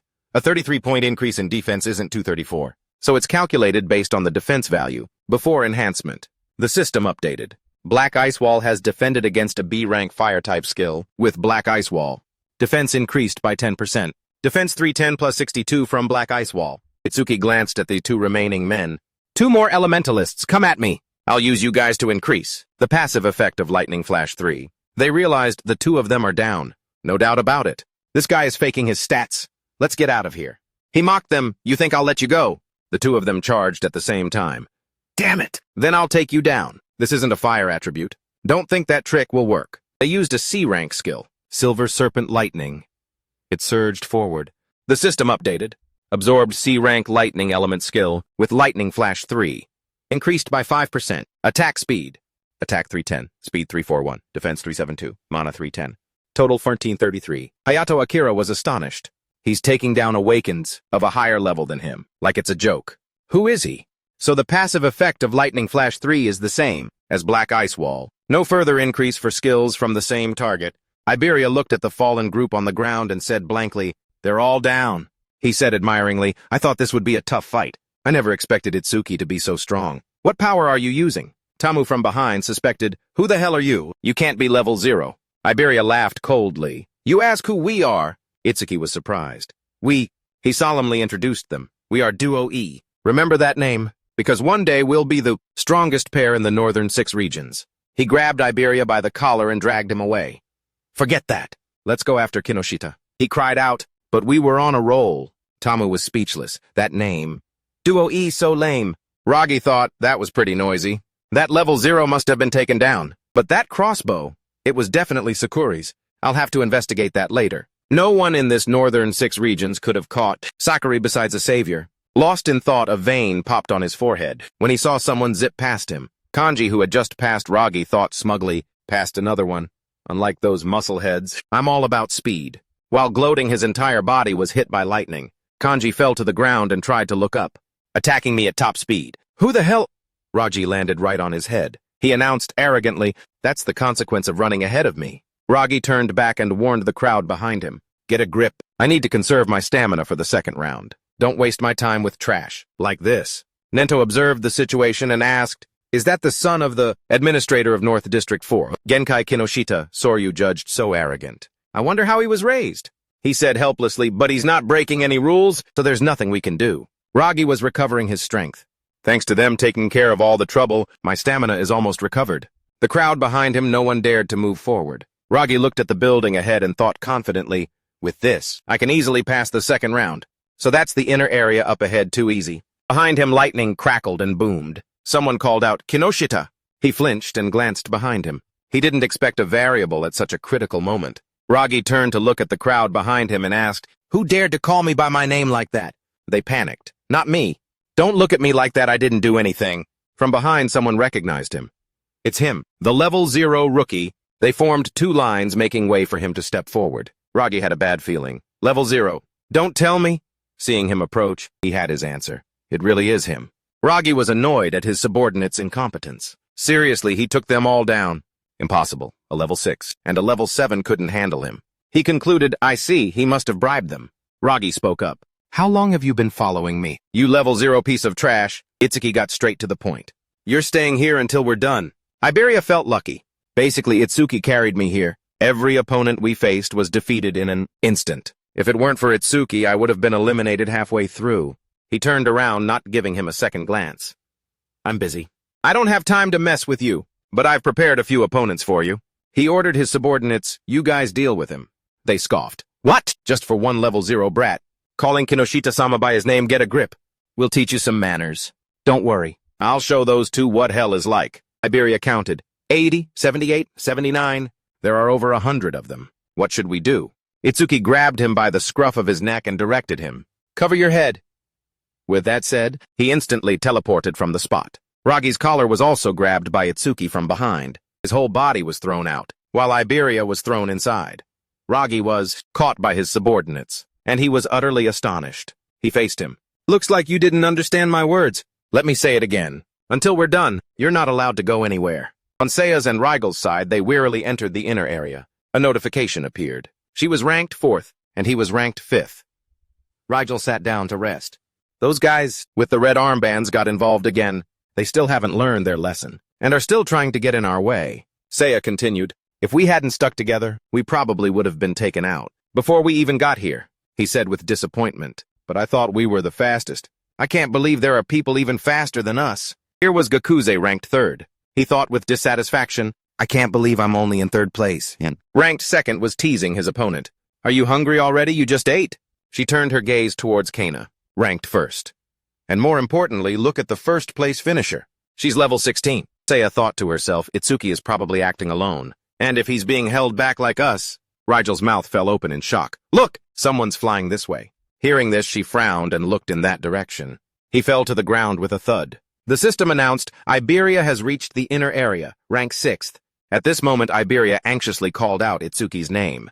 Rigel was stunned. Did that person just say Itsuki? Seiya confirmed, yes, I heard it too. They looked into the distance, seeing his defiant back as he faced hundreds of people. That back, it's definitely Itsuki. In the pouring rain, he repeated, until we're done. I won't let you go anywhere. Soryu was curious. That rookie is only one step away from the inner area. Why is he so fixated on Ragi Kinoshita? Ajoha's eyes filled with sadness as she saw his predicament. He suggested, Hayato, Akira help him if he gets into trouble. He thought to himself, Itsuki, he just unleashed a terrifying burst of speed. I don't know if I could have done that at his age. Over there, Ragi said grimly, you keep getting in my way. Again and again. Get ready. What's about to start isn't just a battle. It's your complete and utter humiliation. In other words, this is a 100-on-1 beatdown. Itsuki didn't care about his rank. Passing the prelims can wait. Right now, getting revenge for Ajoha is my top priority. Ragi screamed his command, all of you kill him for me. They all activated their powers and charged towards him. But Itsuki stood there calmly. The wind and rain made his coattails flutter. A fire-type user rushed forward. I won't let anyone take the glory. I'll take your head. C-rank skill, Fire Fist. He saw Itsuki block his attack with just one hand. He was shocked. What? He counterattacked with a punch straight to his opponent's face. This fire-type user fell to the ground with a thud, a bloody mess of teeth and lips. The charging crowd stopped in their tracks. He took him down with one punch. Someone reassured them. Don't panic, we outnumber him. We can't lose to a mere level 0. They regained their morale. That's right, the system announced. Everyone charge, Itsuki said calmly. All the better. Black Ice Wall has defended against a B-rank fire-type skill with Black Ice Wall. Defense increased by 10%. He created a wide-area attack with Lotus Burst. Let's end this charade quickly. Activate Lotus Burst. The force radiating from each stream of incredible heat wrapped around Itsuki's arm. A blast shot towards the crowd, sending them flying back in an explosion. Rigel, who hadn't seen him in a while, was shocked. That's Itsuki's skill. Seiya and Iberia were stunned into silence. Gakuze noticed the commotion over there. What the hell was that explosion? Jin stroked the cat in his palm, unconcerned. An explosion of that scale is nothing to me. Kana held her sword alone in a corner. She seemed to be contemplating something. Soryu looked at the shockwave from that place and was horrified. That explosion was cast by the level 0 boy. The firepower is one thing, but how? Can he use a skill that doesn't belong to his class? Hayato Akira was speechless at the shocking scene. Meanwhile, Ajoha thought, I can't believe Itsuki-kun has an area of effect skill. That's why he was so confident in the Locust Plains. How many trump cards is he hiding? Itsuki was calculating. 30% firepower should be enough. My opponents are human, so I have to hold back so they don't die. Ragi stared blankly at the desolate scene before him. His whole side was wiped out while the enemy was unscathed. He coldly settled the score. Now it's your turn. Ragi stumbled. We had over 100 people, and you took them all down in an instant. What are you? Why are you so obsessed with me? Itsuki found it truly ridiculous. Obsessed, you're the one who targeted me first and seriously injured my friend. Today, I'm returning the pain she suffered to you. He unleashed his power. I am the son of the Kinoshita family, the prestigious family from North District 4. Every dungeon around here is mine. I don't have to struggle against calamity, spirit beasts. By using the karma stones my family provides, I can easily reach levels that commoners would never dare to dream of. Our foundations are different. I will kill you. I will definitely win. B-rank skill Violet Lightning Cannon was activated. The system announced, B-rank skill, Violet Lightning Cannon, detected. Activating. Super Simulation. Analysis progress 1%. He charged straight at Ragi, ramming into him. Ragi clutched his stomach, trembling in pain. He thought to himself he dodged it. This speed? Is he really level 0? I can't win this fight. He needed help. What are you doing? Get over here and help me, Tanuki. Ragi knew he was breaking the rules, but I don't care about my pride anymore. He was confident. Tanuki is a level 35 awakened. Prepare to go to hell. On Nento's side, preparations had been made. Hayato Akira. He excitedly cracked his knuckles to warm up. Understood. He felt someone coming from behind. Magic resistance. My mana sense is reacting. Someone is approaching at high speed. The system announced analysis progress 19%. Of course, Itsuki had noticed. And it's not just one person. A not-so-light tremor came from ahead of him. Itsuki calmly glanced at the situation there. In no time at all, he had pinned Tanuki to the ground. He reminded him, carry on. Itsuki continued what he had left unfinished. A murderous aura enveloped his body. He glanced down at Ragi at his feet. It seems your subordinate isn't coming, he said fearfully, revealing his identity. Wait, my father is the administrator of North District 4, and he is a member of the Savior Alliance. Do you know the consequences of daring to touch me? He didn't care. I don't care who you or your father are. One punch knocked Ragi unconscious. Itsuki felt relieved. With this, Ajoha is avenged. She knew everything he did today was for her. Her face immediately flushed with emotion. Soryu was shocked. That boy really defeated Ragi Kinoshita. Why is he looking this way? Itsuki silently calculated. If I stop the analysis at 99% now, I can recover my stamina when I enter the second round. When the simulation reached 99%, the system announced, stopping analysis. A voice called out from behind him. It was Seiya. Itsuki! He was surprised to hear this voice. Itsuki turned around to see Seiya. She had been standing there waiting for him for a long time. Hurry up and get in. Seiya's voice was incredibly gentle. You'll be left behind. Itsuki stepped inside and greeted her. Long time no see. The system announced. Itsuki has entered the inner area, rank 7th. Iberia and Rigel rushed over to hug him. Itsuki. I missed you. You bastard, I'm so glad you're okay. The two of them stared at each other, sparks flying. Rigel asked unhappily, Who are you? Why are you crying over Itsuki? He said nonchalantly, Me. He proudly introduced himself. I'm Itsuki's teammate. Iberia. Rigel turned angrily to Itsuki and yelled, I never heard you were teaming up with someone else. You traitor. Seiya was surprised. It's rare for Itsuki to make friends. Iberia retorted, Itsuki a traitor. Are you two a couple or something? What's your team name? He replied. Team name, who cares about that? We're not kids. Do you have one? Iberia exclaimed smugly. Of course, he coaxed, tell me. Itsuki had to stop them. Before things got worse, but it was too late. Iberia had already revealed with a very proud tone, it's Duo E. We really struggled to come up with that name. This name made Rigel burst out laughing. Duo E, that's so lame. He got annoyed. What are you laughing at? It's a good name. Soryu announced, the number of people who have entered the inner area has reached 500. Those who haven't arrived will be eliminated. The second round will begin shortly. In the second round, you will fight spirit beasts alone. In the testing area, for 1 hour. Rigel was surprised. Alone, Iberia became serious. It's finally time for the second round. Hayato Akira had been waiting for this. It's finally here. I've been waiting for this. He was really looking forward to it. Let's see what you've got. They moved to the location for the second round. The area around the arena was packed with people. Rigel asked curiously, the second round takes place here, right? Iberia couldn't control his trembling. It's so dark and scary in here. Rigel teased, it's been a while. But are you really still level 0? Is your level really fixed? Itsuki admitted it. He wondered, so your stats don't increase either, right? How do you get stronger then? Iberia added, I'm curious too, how is Itsuki so strong even though he's level 0? Itsuki replied, about that. Master told me not to tell anyone. Seiya cut in. We were taught that the skills of a self-annihilator are a national secret. Itsuki, you don't need to pay them any mind. Soryu appeared and asked, is everyone ready? Iberia was shocked to see him approaching. The whole group looked up in awe. That's Soryu Fujiwara. He hosts the national tournament every year. Next to him is Akira Hayato, a veteran of the Ice River War, the one with the strongest physique, and the masked one. That's Nento, a legend. This is a reunion of legends. He spoke up. Now I will explain the rules for the second round. Listen carefully. Many calamity spirit beasts will appear in the testing area. Kill points are based on difficulty. A notification displayed the details. Defeat a hard difficulty spirit beast, kill points 1,000. Kill points based on difficulty. Easy 100, normal 500. Hard 1,000, nightmare 5,000. Soryu continued explaining the rules. There's a 1-minute break after defeating a spirit beast. After that, you will be forcibly moved to the next difficulty. Remaining break time 56 seconds. Gaku was confident. I'm going straight to nightmare difficulty.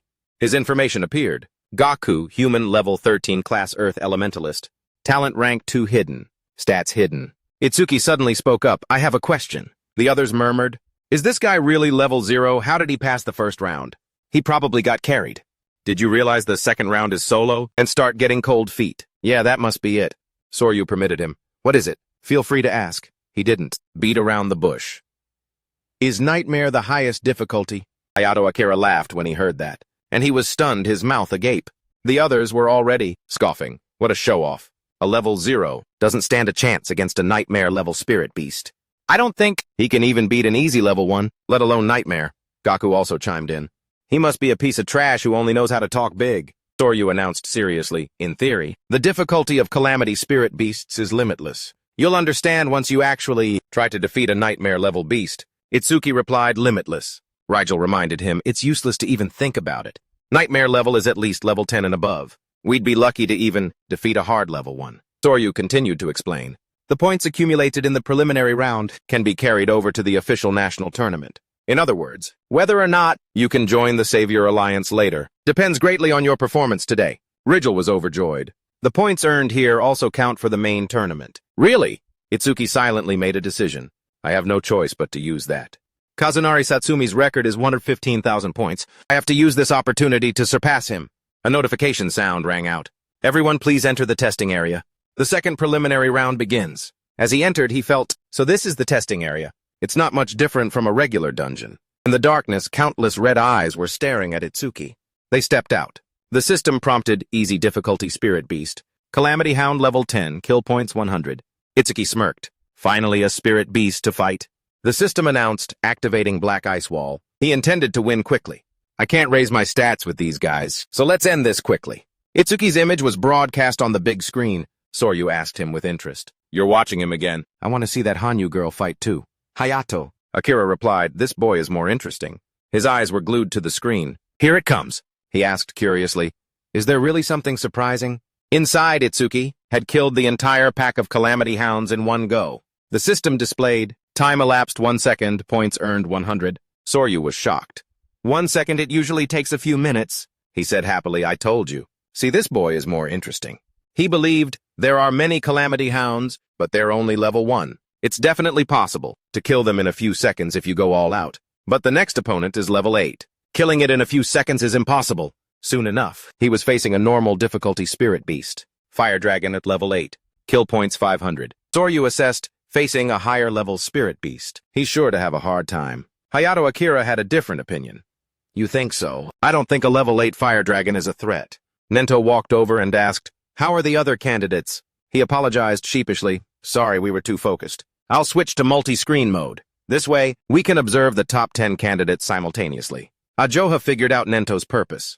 Dad, he's trying to divert attention from Itsuki, isn't he? Soryu gave a quick look. It seems that most of the other candidates are still fighting at the easy level. Seiya used her water-type ability to attack the spirit beast. Gaku fought in close combat, smashing them one by one with his mace. Kana used her wood-type ability to strangle the spirit beasts. Soryu compared them. Kana, Hanyu is the only one keeping up with Itsuki. Ajoha exclaimed worriedly, oh no, Itsuki is about to... He was being burned by the fire dragon's flames. Soryu was about to step forward. He used up all his stamina fighting the Calamity Hounds and has no strength left to dodge. He'll be seriously injured. If he takes a direct hit from those flames, call the medical team. Hayato, Akira stopped him. Wait, let's watch a little longer. He was certain that with his earlier speed, dodging an attack like this would be a piece of cake. The system announced, activating Black Ice Wall. His entire body was encased in Black Ice Wall, completely unharmed. A single slash split the fire dragon's body in two. As it fell, the system updated. Time elapsed 5 seconds, points earned 500. Soryu was shocked. Completely unharmed. That ice armor covers his entire body. He could have killed it instantly. But why did he go to the trouble of taking the hit like that? The system prompted, Black Ice Wall has defended against a C-rank fire-type skill with Black Ice Wall. Defense increased by 10%. Itsuki calculated, I have to make the most of every opportunity to raise my stats. He looked at his stats. My defense is now 434. His information was refreshed. Itsuki, human. Level 0 fixed, a class self-annihilator. Talent Nirvana. Special. Skill Super Simulation Z rank. Lightning Flash 3 C rank. Black Ice Wall B rank. Lotus Burst C rank. True Piercing Orb B rank. Mana Sense D rank. God Eater S rank. Stats Attack 310. Speed 341 increased by Lightning Flash plus 30%. Defense 434 increased by Black Ice Wall plus 40%. Mana 310 a total 1395. The screen showed remaining break time 58 seconds. Skip break. He pressed the yes button, thinking eagerly, let's test my defense against the next Calamity Spirit Beast. Hayato Akira knew that at this difficulty, it would test the candidate's speed and combat senses. Soryu confirmed, that's right. When a Thunder Rhino attacks, it channels electrical energy through its horn, unleashing a dual attack of physical and lightning damage. Hard difficulty Spirit Beast, Thunder Rhino, level 10. Kill points 1000. If he gets hit by that, his body will be pierced due to a lack of defense stats, and he'll be paralyzed and unable to move due to a lack of lightning resistance. To defeat the Thunder Rhino, he has to use his speed to dodge and attack when it's exhausted. Seeing Itsuki's next move, he was startled and amazed. Wait, what is he trying to do? Itsuki was now touching the Thunder Rhino's horn. He tapped it lightly to test it. This horn is perfect for testing my defense. Lightning sparked around the horn. Veins bulged on the Thunder Rhino's face. Smoke billowed from its mouth. It flung Itsuki back with its horn. His whole body was thrown into the air. Ajoha anxiously called out his name. Itsuki, Hayato. Akira couldn't predict his moves. This boy, everything he does is unpredictable, but every time, he produces results that are beyond imagination. The spot where he was hovering suddenly exploded. The system announced, defended against a C-rank lightning-type skill with Lightning Flash 3. Speed increased by 5%. He realized test complete. It seems that attacks from level 10, spirit beasts, or lower can't hurt me. Itsuki was no longer interested in playing with it. Time to end this. He activated Lightning Flash 3, speed plus 50%. He shot towards the Thunder Rhino. It arrogantly raised its head, preparing to meet its opponent. Itsuki shot down from above like an arrow. One hand covered in black ice wall plunged straight into the Thunder Rhino's head. The system announced. Time elapsed 7 seconds. Points earned 1,000. Hayato Akira smiled and commented, so far, his total time is less than 15 seconds. Not only is he faster than I was in my youth, it feels like he's still holding back. Soryu was worried. But next is its movements. Lightning-fast hands and sharp claws that can tear enemies to shreds in an instant. A giant mouth that spews iron, chains to swallow everything, and a massive body covered in a hard shell, like armor. It possesses all those traits. The strongest and most ferocious beast in the preliminary round. The ultimate goal of all the candidates. Itsuki was facing a nightmare-level spirit beast. Purgatory Giant. Level 50, kill points 5,000. Itsuki activated True Piercing Orb. The orb shot through its head. The system updated, defeated Purgatory Giant level 15. True Piercing Orb's flight speed increased by 200%. The spectators who saw this were stunned. He read the information. True Piercing Orb's flight speed 9 mirror, total damage 900%. Itsuki was excited. On to the next one. Soryu had to change his view of this young man. Even the nightmare-level Purgatory Giant. He killed it in a few seconds. The system displayed. Time elapsed 3 seconds, points earned 5,000. The spirit beast opened its mouth and fired a beam of energy. Seiya activated her C-rank skill Water Bullet. She calculated, if I kill the other two, I can move on to the next level. The system updated, easy level 1, 80% complete. Gaku was confident. I skipped the break. The first person to reach the next level will definitely be me. On Kana's side, the notification displayed normal level 0% complete. She calculated, I'll recover the mana I've used before moving on, until normal level was 100% complete. A notification rang out, nightmare level conquered. Time elapsed 21 seconds, rank first. Seiya cheered joyfully. That must be Itsuki. Gaku was shocked. Someone's faster than me? Is it Kana? The person in question. Kana was silent upon hearing this result. Itsuki had dealt with the spirit beast. Shall we move on to the next floor? Soryu still couldn't believe it. He killed the Purgatory Giant in an instant, pierced through its armor. That dark orb. What is that, Hayato? Akira instructed, increase the difficulty. Let's see how far that brat can go. The notification prompted nightmare level and stage 2, Purgatory Giant level 15. Kill points, 10,000. He looked at the surrounding spirit beasts with disappointment. I was wondering what would happen, but they just increased the number. The ferocious spirit beasts roared. Shockwaves of sound echoed out. Itsuki calculated, while it's roaring, I'll take one down first. The system prompted activating True Piercing Orb. The orb shot through one's head, followed by a notification. Defeated Purgatory Giant level 15. True Piercing Orb's flight speed increased by 200%. True Piercing Orb's flight speed 11 meow. Flight speed increase value 100%. Soryu was confused. In one hit. What is that orb? Is there no limit to its use? Hayato. Akira assessed, it's very strong, but that skill has a fatal weakness. He didn't quite understand. A weakness. Currently, Itsuki was facing the last spirit beast. He frowned, comparing it. This speed, it's faster than any spirit beast I've faced before. Outside, he quickly came up with a reasonable explanation. Because of their massive bodies, people often misunderstand that they're very slow. But Soryu wasn't enlightened. What are you trying to say? Inside, Itsuki was condensing the orb. The system prompted activating True Piercing Orb. Compared to the massive size of the spirit beast, the orb was truly insignificant. Hayato Akira continued, as a racial trait, they don't possess mana, but in exchange, their other stats are significantly boosted. Despite its giant body, it's actually a speed type. Just as he predicted, it had dodged the true piercing orb. Information about the spirit beast appeared. Purgatory Giant 1008. Tribe Giant level 15. Talent rank 2. Cannot use magic, but all stats are increased by 25%. Skills none. Stats attack 320, speed 300. Defense 320. Mana none. Total 940. Only now did Itsuki realize the situation was becoming dangerous. It dodged, Hayato Akira admitted. It's true that the dark orb deals a massive amount of damage, but its flight speed isn't that fast. He took advantage of its habit of roaring before launching an attack to get the first strike. That brat. His combat intuition is really good. But if he can't increase the flight speed of that black orb, he probably won't be able to clear this stage. A punch from the spirit beast sent Itsuki flying into the distance. He was sent flying into the rock face behind him, causing a tremor. Thick dust and smoke rose up. The rock face behind him was dented. Itsuki struggled to drag his aching body up. It can dodge at mid-range. Soryu outside speculated he knows it won't hit, but he still tried to use it. That means he must be hiding another trump card.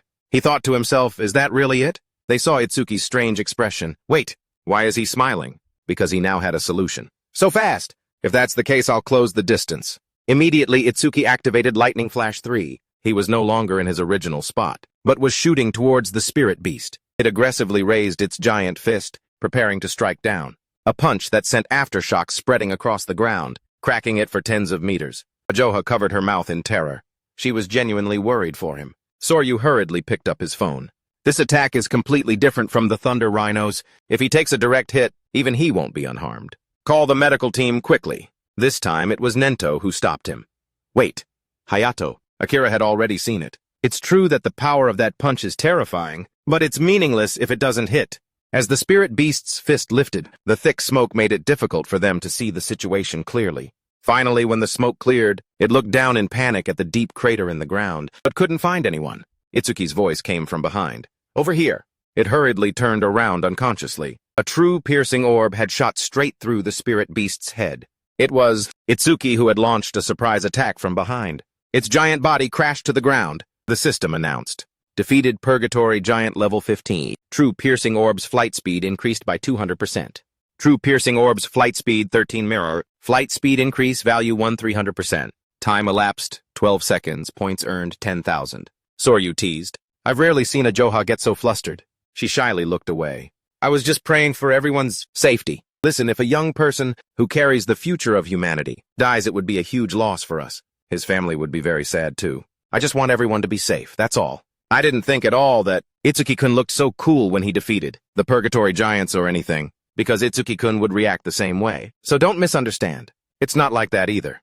Soryu reminded Ajoha, compared to the last time we met, you've become more talkative.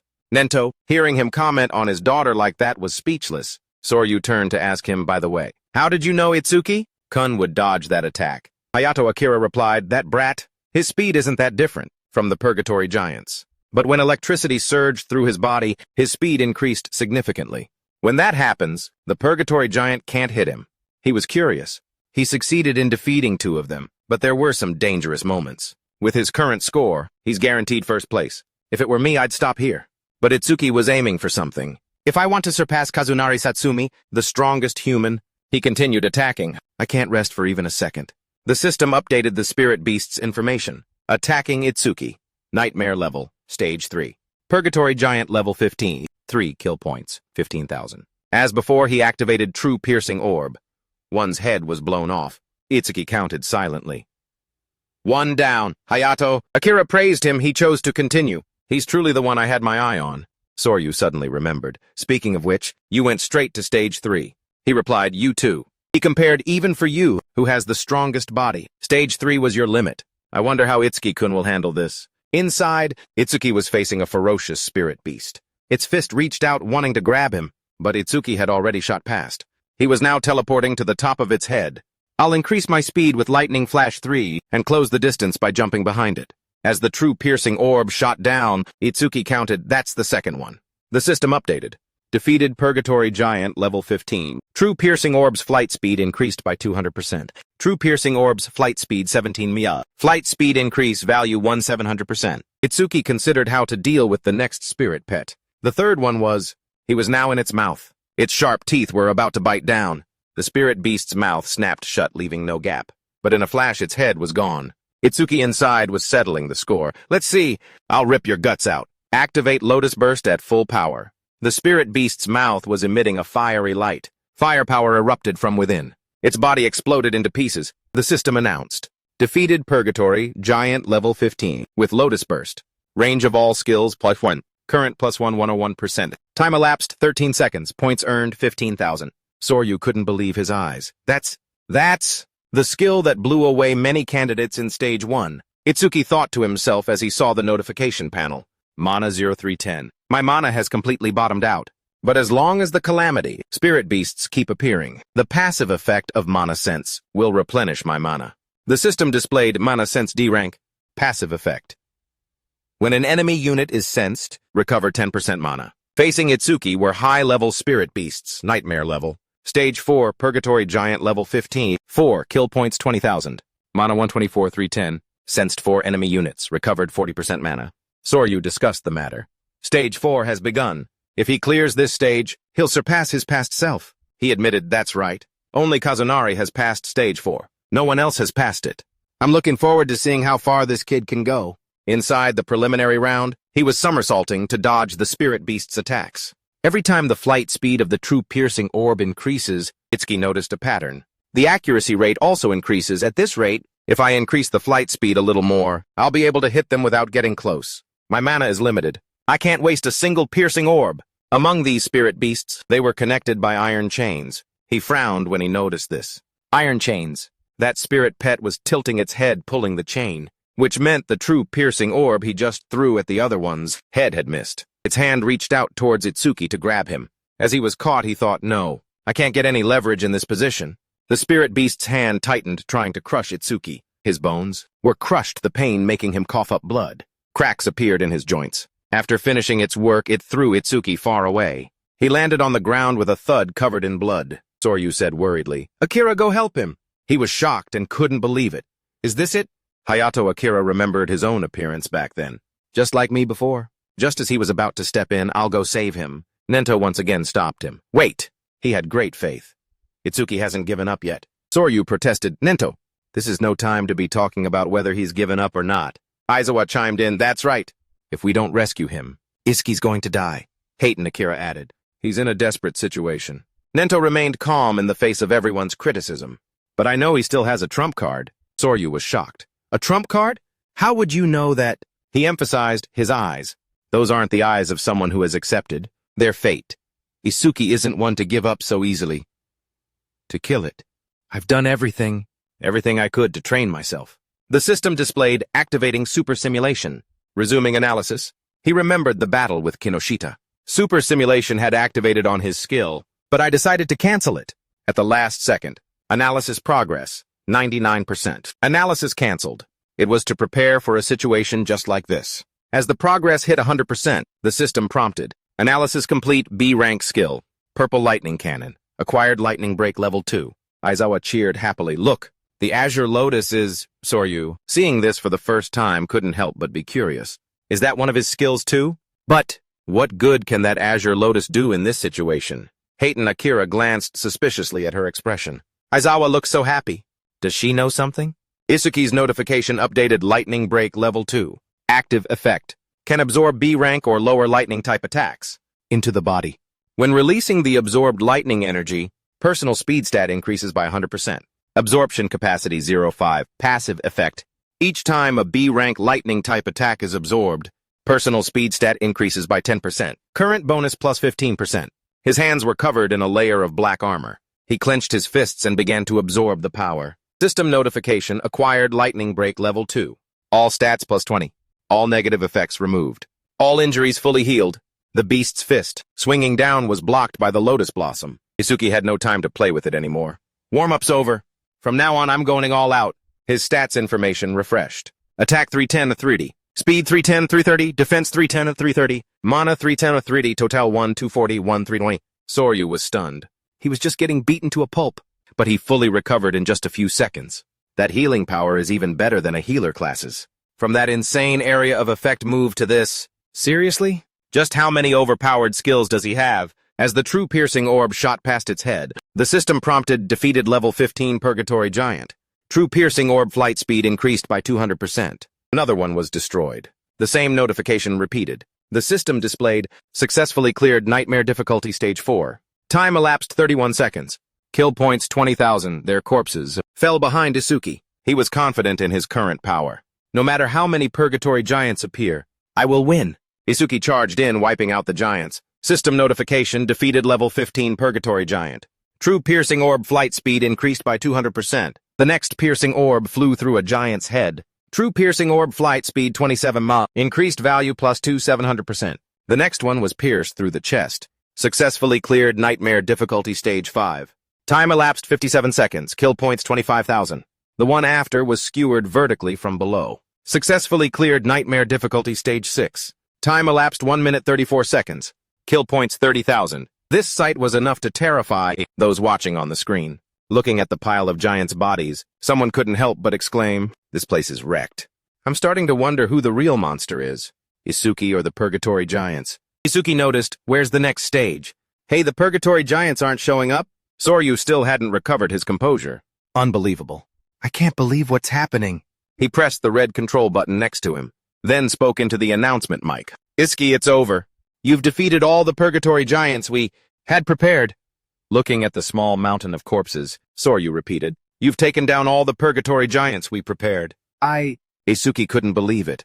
"I killed them all. Wasn't there supposed to be no limit to the difficulty?"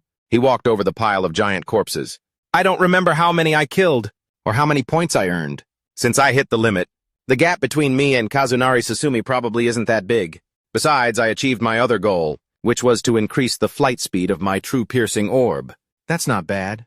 The system announced, "You have defeated 11 level 15 Purgatory Giants. True piercing orb flight speed increased by 100%. True piercing orb flight speed 38 masa. Increased value plus 800%.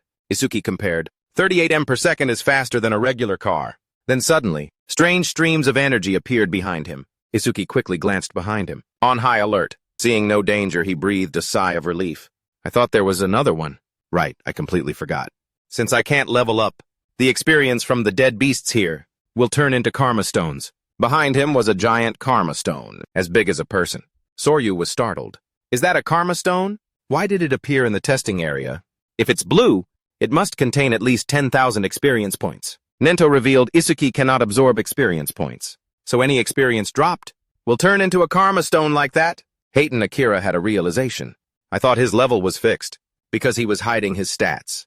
But it turns out he really can't level up." Soryu understood. If Isuki teams up with someone and enters a dungeon, then that teammate can absorb all the experience points. "I'm glad that kid is human. If he were a beast, I can't even imagine." He collected the karma stone as it shrank into a smaller form, about the size of his palm. Isuki walked towards the gate. "I've done what I needed to do. Time to head out." The heavy gate slowly opened. Soryu exclaimed joyfully, "He's out!" As Isuki stepped out, the system displayed. Isuki has completed preliminary round 2. Points earned 106,600. Time elapsed 3 minutes 55 seconds, rank first. He walked up to Isuki and offered, "Isuki, I observed your performance. You truly have potential. Would you like to come with me? I guarantee I'll recommend a mentor worthy of you." Isuki refused without a moment's hesitation. "I appreciate the offer, but I already have a master, so there's no need." Soryu asked doubtfully, "Don't you understand? So what if you already have a master? No. Ordinary person can guide a young talent.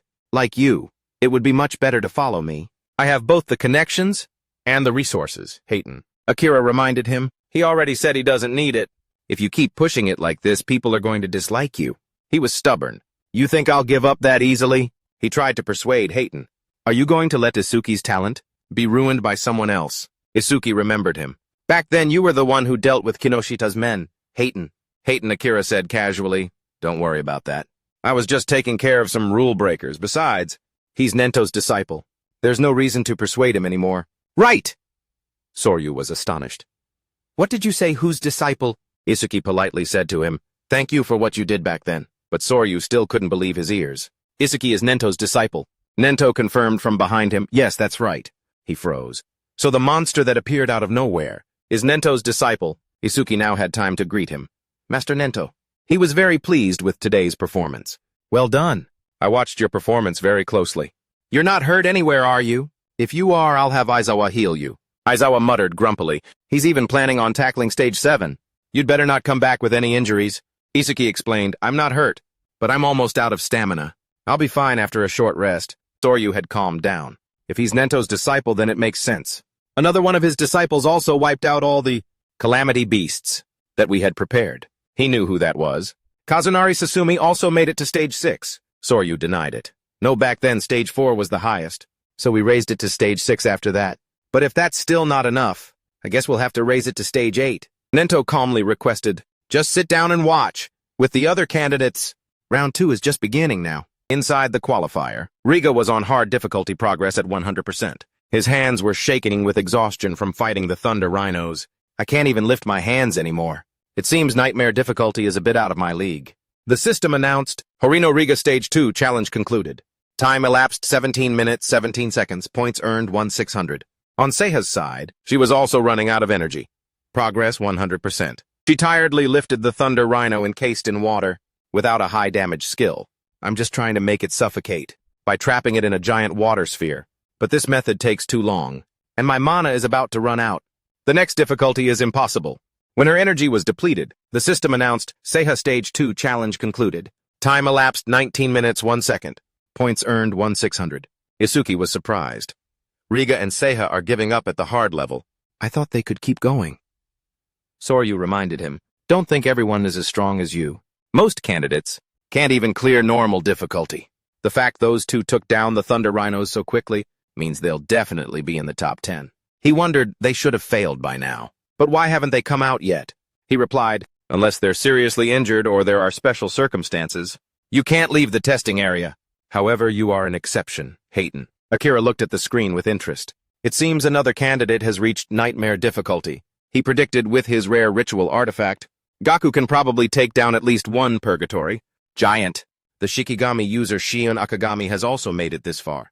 Her skill is impressive. As the giant in front of Shion was about to attack her, it suddenly froze for a moment. Shion's cat had drawn the remaining giant over, redirecting it towards the one attacking her. They began to slaughter each other. Isuki asked doubtfully, Shikigami can change their shape Aizawa's Hekyu? Can she do that? Aizawa denied it. No. This is the first time I've seen one with shape-shifting abilities. There are many types of Shikigami. Their abilities are truly full of mysteries. Be especially careful if you encounter any Shikigami users from now on.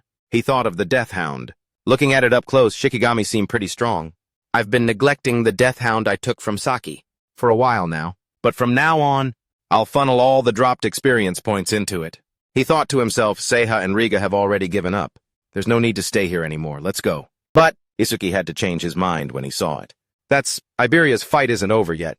Looking at his mysterious armor, Isuki was surprised. Iberia, what is that armor? Is it from your dad?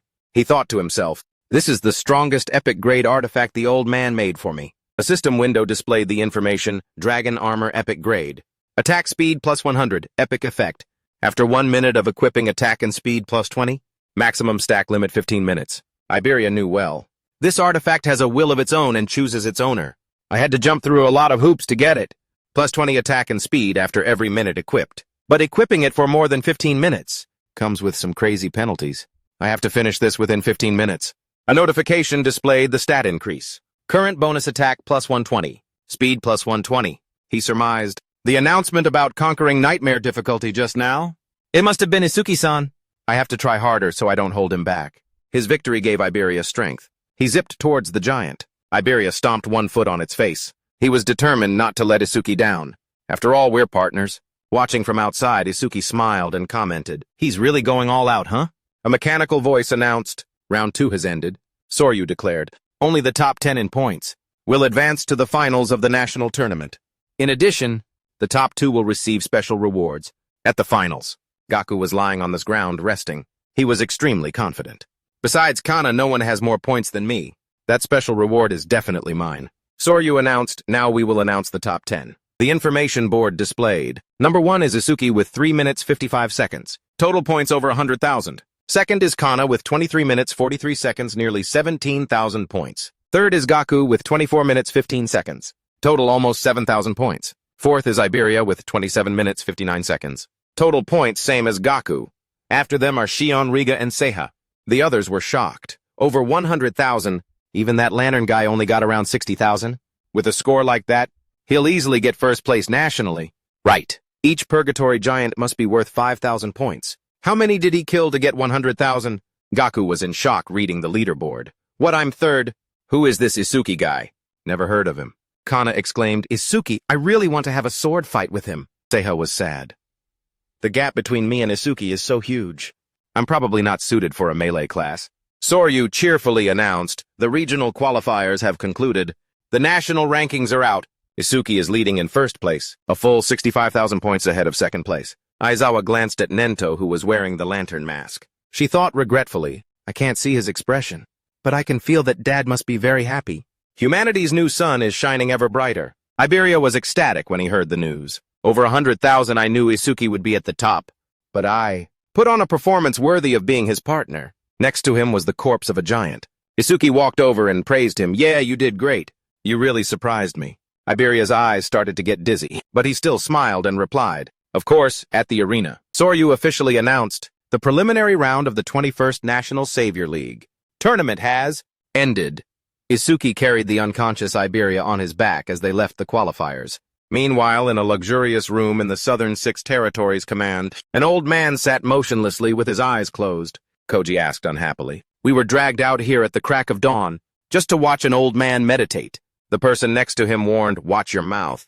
That is the Supreme Commander of the Southern Six Territories. He has the ability to foresee the future. He is a prophet. The person they were waiting for was the Supreme Commander of the Southern Six Territories, Banga Koji. He had a question. Then, why is the barrier always erected before the announcement is made?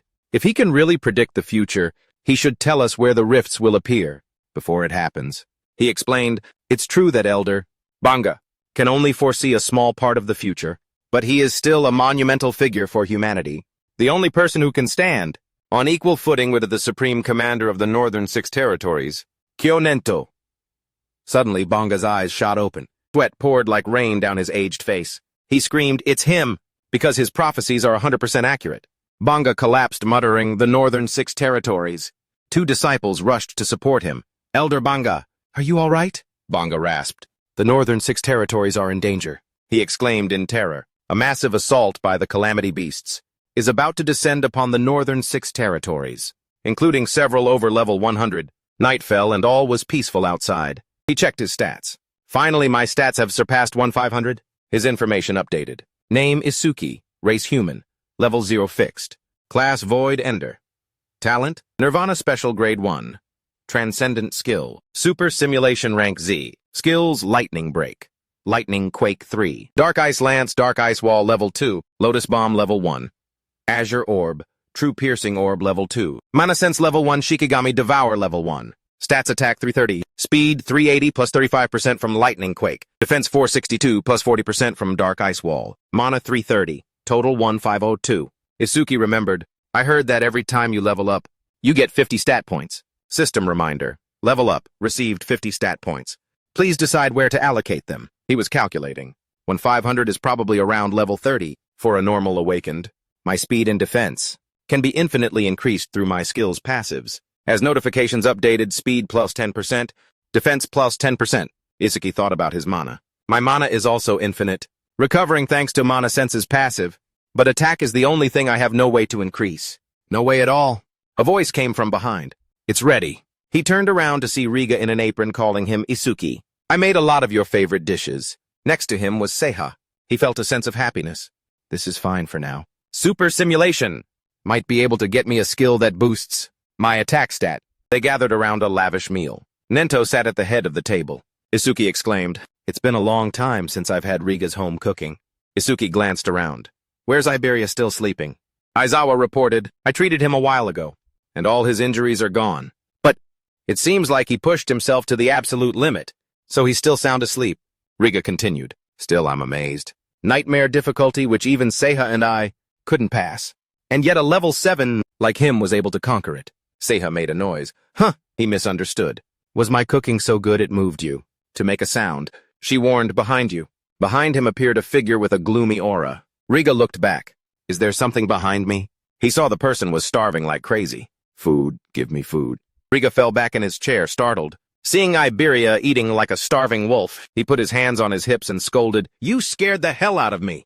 Sneaking up like that is going to give me a heart attack. And why are you eating in someone else's seat? He finished a large bowl of rice, his face still downcast. Riga was startled a second time. What's wrong? Are you mad at me or something? He looked up like a child, licked his lips, and said cheerfully, So good. Riga sighed in relief. Back to normal, are we? You should be grateful for my cooking skills. Iberia smiled brightly and asked, You cooked this meal? Why don't you quit being an awakened and become a chef? You have more talent in cooking. Hearing this, Riga got ticked off again. Is that supposed to be a compliment? Nento suddenly spoke up. You two also want to become saviors, correct? Then I want to ask something. He posed a question to the two of them. What is the most frightening thing? Riga rubbed his chin thoughtfully. The most frightening thing? It would probably be the opposite of what I'm hoping for. My dream is to become a savior. Save up a lot of money. Travel the world while I'm young and enjoy delicious food. The opposite would be aging. Once you get old, you won't have the energy to travel anymore. And your sense of taste might even get so bad that you can't distinguish different flavors anymore. He shook his head frantically and winced. Just thinking about it gives me the shivers. Nento turned his attention to Seha. And what about you? She recounted me. I was born into a family of doctors and grew up in a hospital.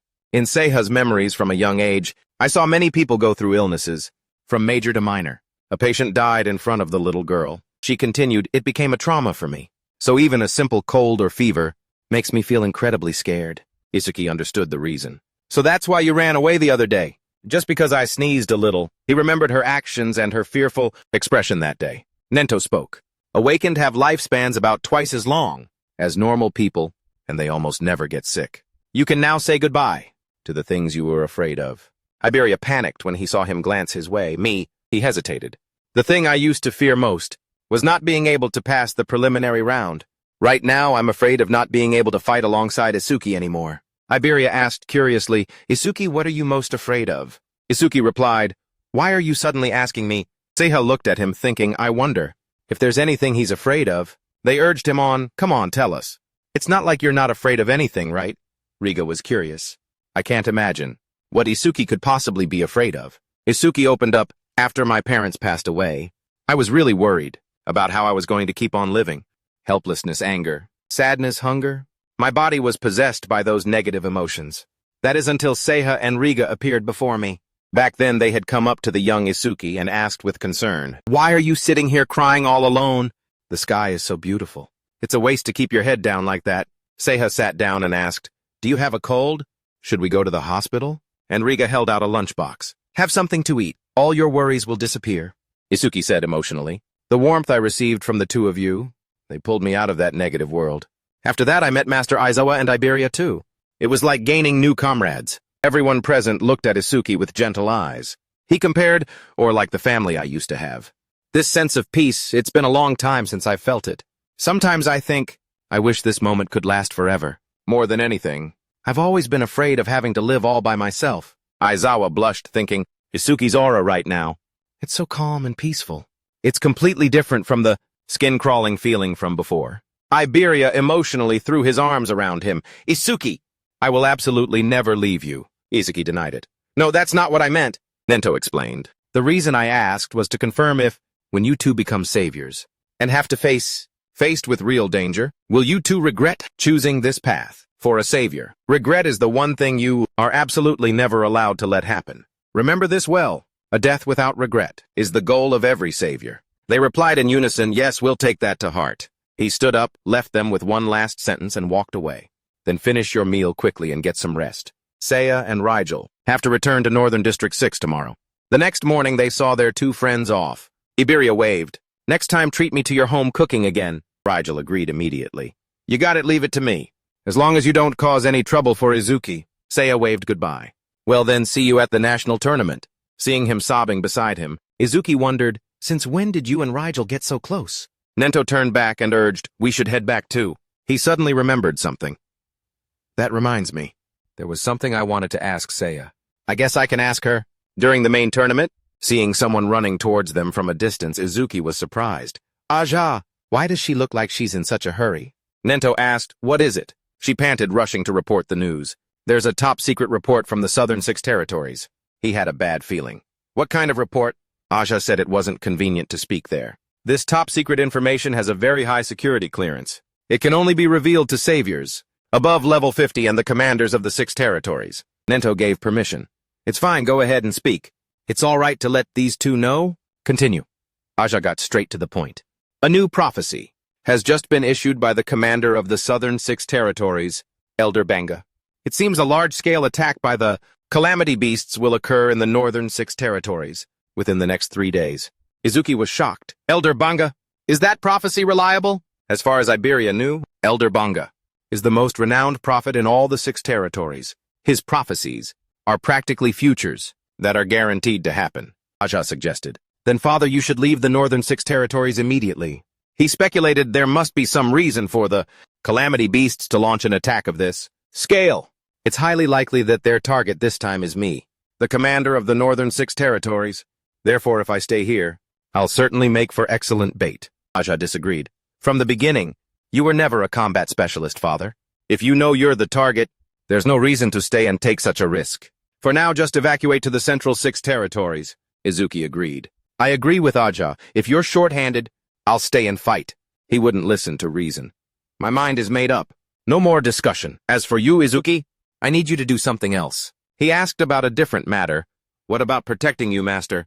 Nothing is more important than that. Nento brought up Iberia's father. Eden is the most outstanding alchemist in all the 6 territories. It would be terrible if something were to happen to him. I want you and Iberia to take responsibility for protecting Eden. I will also send awakeners from here to support you. Iberia was surprised. Deploying a special combat force. Just for my old man. And he felt the same way. His master trying to get me away from the battlefield. Seeing his children were unhappy, Nento reminded Aja, I also have 3 requests for you. He gave a series of orders. First, notify the residents of the northern 6 territories about this upcoming attack, and request that. Awakeners below level 50. Evacuate the civilians to safety. Next, notify all awakeners in the northern 6 territories who are above level 50, and have them prepare to engage the calamity beasts at any moment. Finally, have Akira Hayato come here to Northern District 1. With this sparse population, we won't have to worry about civilian casualties during the battle. Here we will face them head-on. The next day, she came to report on her progress. Father, I have arranged everything as you instructed. Akira Hayato should be arriving soon. Nento apologized. I'm sorry for all this trouble. Aja was sad and didn't want to talk. He could see her mood. Are you worried? Even though Eden already has experienced guards with him. In that case, I'll just wipe out all the small fry and lure out the boss, Aja admitted. You truly are my father. You've seen through everything. He revealed there was a prophecy that a calamity, beast of level 100 or higher, would appear. This time revealing all my trump cards is unavoidable. The reason I specifically sent Izuki there is that with his abilities, if he were to participate in a battle against such a calamity beast, she understood his meaning and fought in his usual style. His abilities would be exposed to them, and they would move to eliminate Izuki at all costs. I see. So to prevent that from happening, Nento added, correct, but there's another reason. Looking at his battles so far, it seems Izuki is lacking in attack power. There's a rumor that Eden possesses an artifact that boosts attack power. If he can absorb that artifact, from offense and defense to magic, Nento predicted that a perfect awakener, possessing everything, would be born. First day of the prophecy. 8 p.m. in every district of the northern 6 territories. The curtain has been raised for the attack, with monoliths falling like rain. Northern District 2. Izuki picked up the pace, asking Iberia who was close behind. It's already 8 p.m. How much farther to your house? He estimated probably about 100 kilometers more. He urged it wouldn't be strange if a calamity beast suddenly attacked. We need to hurry to Iberia's father's place. He pointed fearfully in one direction. Izuki looked. His footsteps halted. That's... A dark cloud covered the sky. A stream of power descended from it. Iberia shouted, a monolith, the attack has begun, and it's falling right into the urban area. They could only watch as the monolith descended towards the tall buildings. Izuki thought tensely. The information was just announced. So, the civilians must still be in the process of evacuating. If the calamity beasts arrive at a time like this, in the city people were panicking. Heavy casualties are unavoidable. A calamity beast is coming. Everyone run. A monolith, just as Elder Banga predicted. Damn it, it's too soon. Iberia was anxious. The barrier is starting to form. If we abandon the people here, there will be so many casualties. But if we go to help, it will hinder our mission. He weighed his options. Iberia, he's exhausted from the long journey, but he still hasn't asked for a break. Not even once. He must be very worried about his father. If I suggest we save the civilians, he'll definitely refuse. And yet Iberia was the one to ask Izuki, let's go help the calamity beasts inside the barrier, or at least level 20. If there aren't any high-level awakeners, a lot of people are going to die. He agreed. Understood, change of plans. We'll exterminate the calamity beasts inside the city. First, in the city, the giant foot of a calamity beast stomped the ground with a loud thud. It was a flame puppet level 21, its entire body ablaze. Izama on the opposite side encouraged everyone. 3 level 15s and 1 level 16, huh? This will be tough. But against a level 20 calamity beast, we still have a chance to win. I have the C-rank skillstone shield. At this moment, Izama had to stay calm and lead. Don't break formation. I'll block its attack. As its fiery attack came, he shouted, everyone find an opening and counterattack. One punch sent Izama flying backwards. The powerful impact cracked the wall behind him. Izama whispered, impossible. The team members fell into despair. Even him, the one with the highest defense stat among us, was killed instantly. Then we definitely don't stand a chance. Someone panicked, what should we do? Another had already started running. What do you mean, what should we do? We have to run. Fighting something like that is suicide. A teammate shouted, hey, watch out! Namki sneered, watch out. You people should worry about yourselves. Only then did he sense the imminent danger from behind. Namki shot a blast at it while pleading, please! I'll do anything. Don't kill me. The skill was C-rank water cannon. Namki looked at the hole in front of him and thought, when did that thing get behind me? That's why I blurted out those pathetic words. But this is the end. After all, I'm a water elementalist, the natural enemy of fire attribute calamity beasts. The others cautiously approached to check.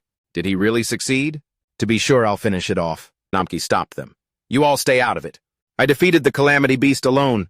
I should be the one to finish it. The calamity beast had revived. Fierce flames erupted from its body. He looked back in terror. His teammate urged, it revived. Kill it quick. Seeing the sea of flames rushing towards them, they felt their end had come. What is this giant flame we're done for? Just in the nick of time, Izuki appeared, using black ice wall to form a shield and block the flames. Iberia stood behind him and announced, leave this place to Team Y. Izuki instructed Iberia, don't worry, I'll handle this thing. You evacuate the civilians. He replied with a bright smile, roger that. System display black ice wall. Defense plus 10%. For blocking a B-rank fire element skill with black ice wall. The people present buzzed with conversation. He blocked that giant flame so easily. Are you two saviors? We're not saviors yet. But one day I'll become a savior. Even stronger than Kazunari. Namki was still dismissive. A savior stronger than Kazunari. You're just a kid talking big. Iberia criticized them. What the hell are you guys doing? Letting a kid save you. He retorted stubbornly, nobody asked for help. Anyway, I was going to take it down myself. The person next to him was in shock. Not a savior. An ordinary? Awakener can really face that calamity beast. Is that ice armor around his body an artifact? Izuki thought to himself, that reminds me. Master told me something before we left. Nento's reminder, the black sphere you unleash. Its power is immense, but it takes time to cast. And compared to truly strong calamity beasts, its travel speed can't be called fast. If you miss with the first shot, they'll be on guard, and it will be even harder to hit them. Therefore, try to avoid using that move in future battles. Keep it as a trump card for truly critical moments. Listen carefully. You only use that black sphere when you are confident you can take down the opponent. He assessed the situation. I can't use piercing sphere in front of a crowd. The group behind them was still talking. The one who saved us is an awakener. He's wearing such cool armor. He must be a high-level awakener. Izuki charged forward, preparing for close combat. If that's the case, I'll have to defeat it with brute force. Lightning covered Izuki's fist. System update activating. Thunderquake 3. He teleported towards its head. The calamity beast's entire body was sent flying backward. It crashed to the ground, its body struggling to get back up. How could Izuki give it a chance? His entire body grew immense, covered by black ice wall. He jumped from above onto the calamity beast's head. The stomp made the ground tremble, the aftershock spreading out. Everyone who witnessed this scene questioned their reality. The calamity beast is being completely overwhelmed. Wasn't it supposed to be really strong? Someone guessed. I saw that awakener's face. He looks 18 at most. The calamity beast must have been heavily injured beforehand. Someone was sweating bullets. Are you kidding me, a flame? Puppet level 21. And it can't even fight back. Who the hell is this guy? Seeing Izuki was no longer there, he wondered, where did that guy go? Someone from behind recounted, right after defeating the calamity beast. He went somewhere with that. Blonde guy. Namki stepped forward to take credit. A level 0 like him could only do that, because I had already worn down the flame puppet's health to its limit. The other guy marveled. Even I, a level 15, couldn't follow that speed with my naked eye. And the power to send a flame puppet flying with his bare hands. No, that level 0 guy, he could be comparable to a level 30. Izuki wasn't very satisfied with his performance. Even against a calamity beast of that level, an instant kill was impossible. This isn't good at all. I have to find a way to increase my attack power no matter what. System update, stats attack 3. Speed 760 plus 100% from activating Thunderquake 3. Defense 495 plus 10%. From activating Black Ice Wall, magic recovers 10% upon detecting an enemy unit.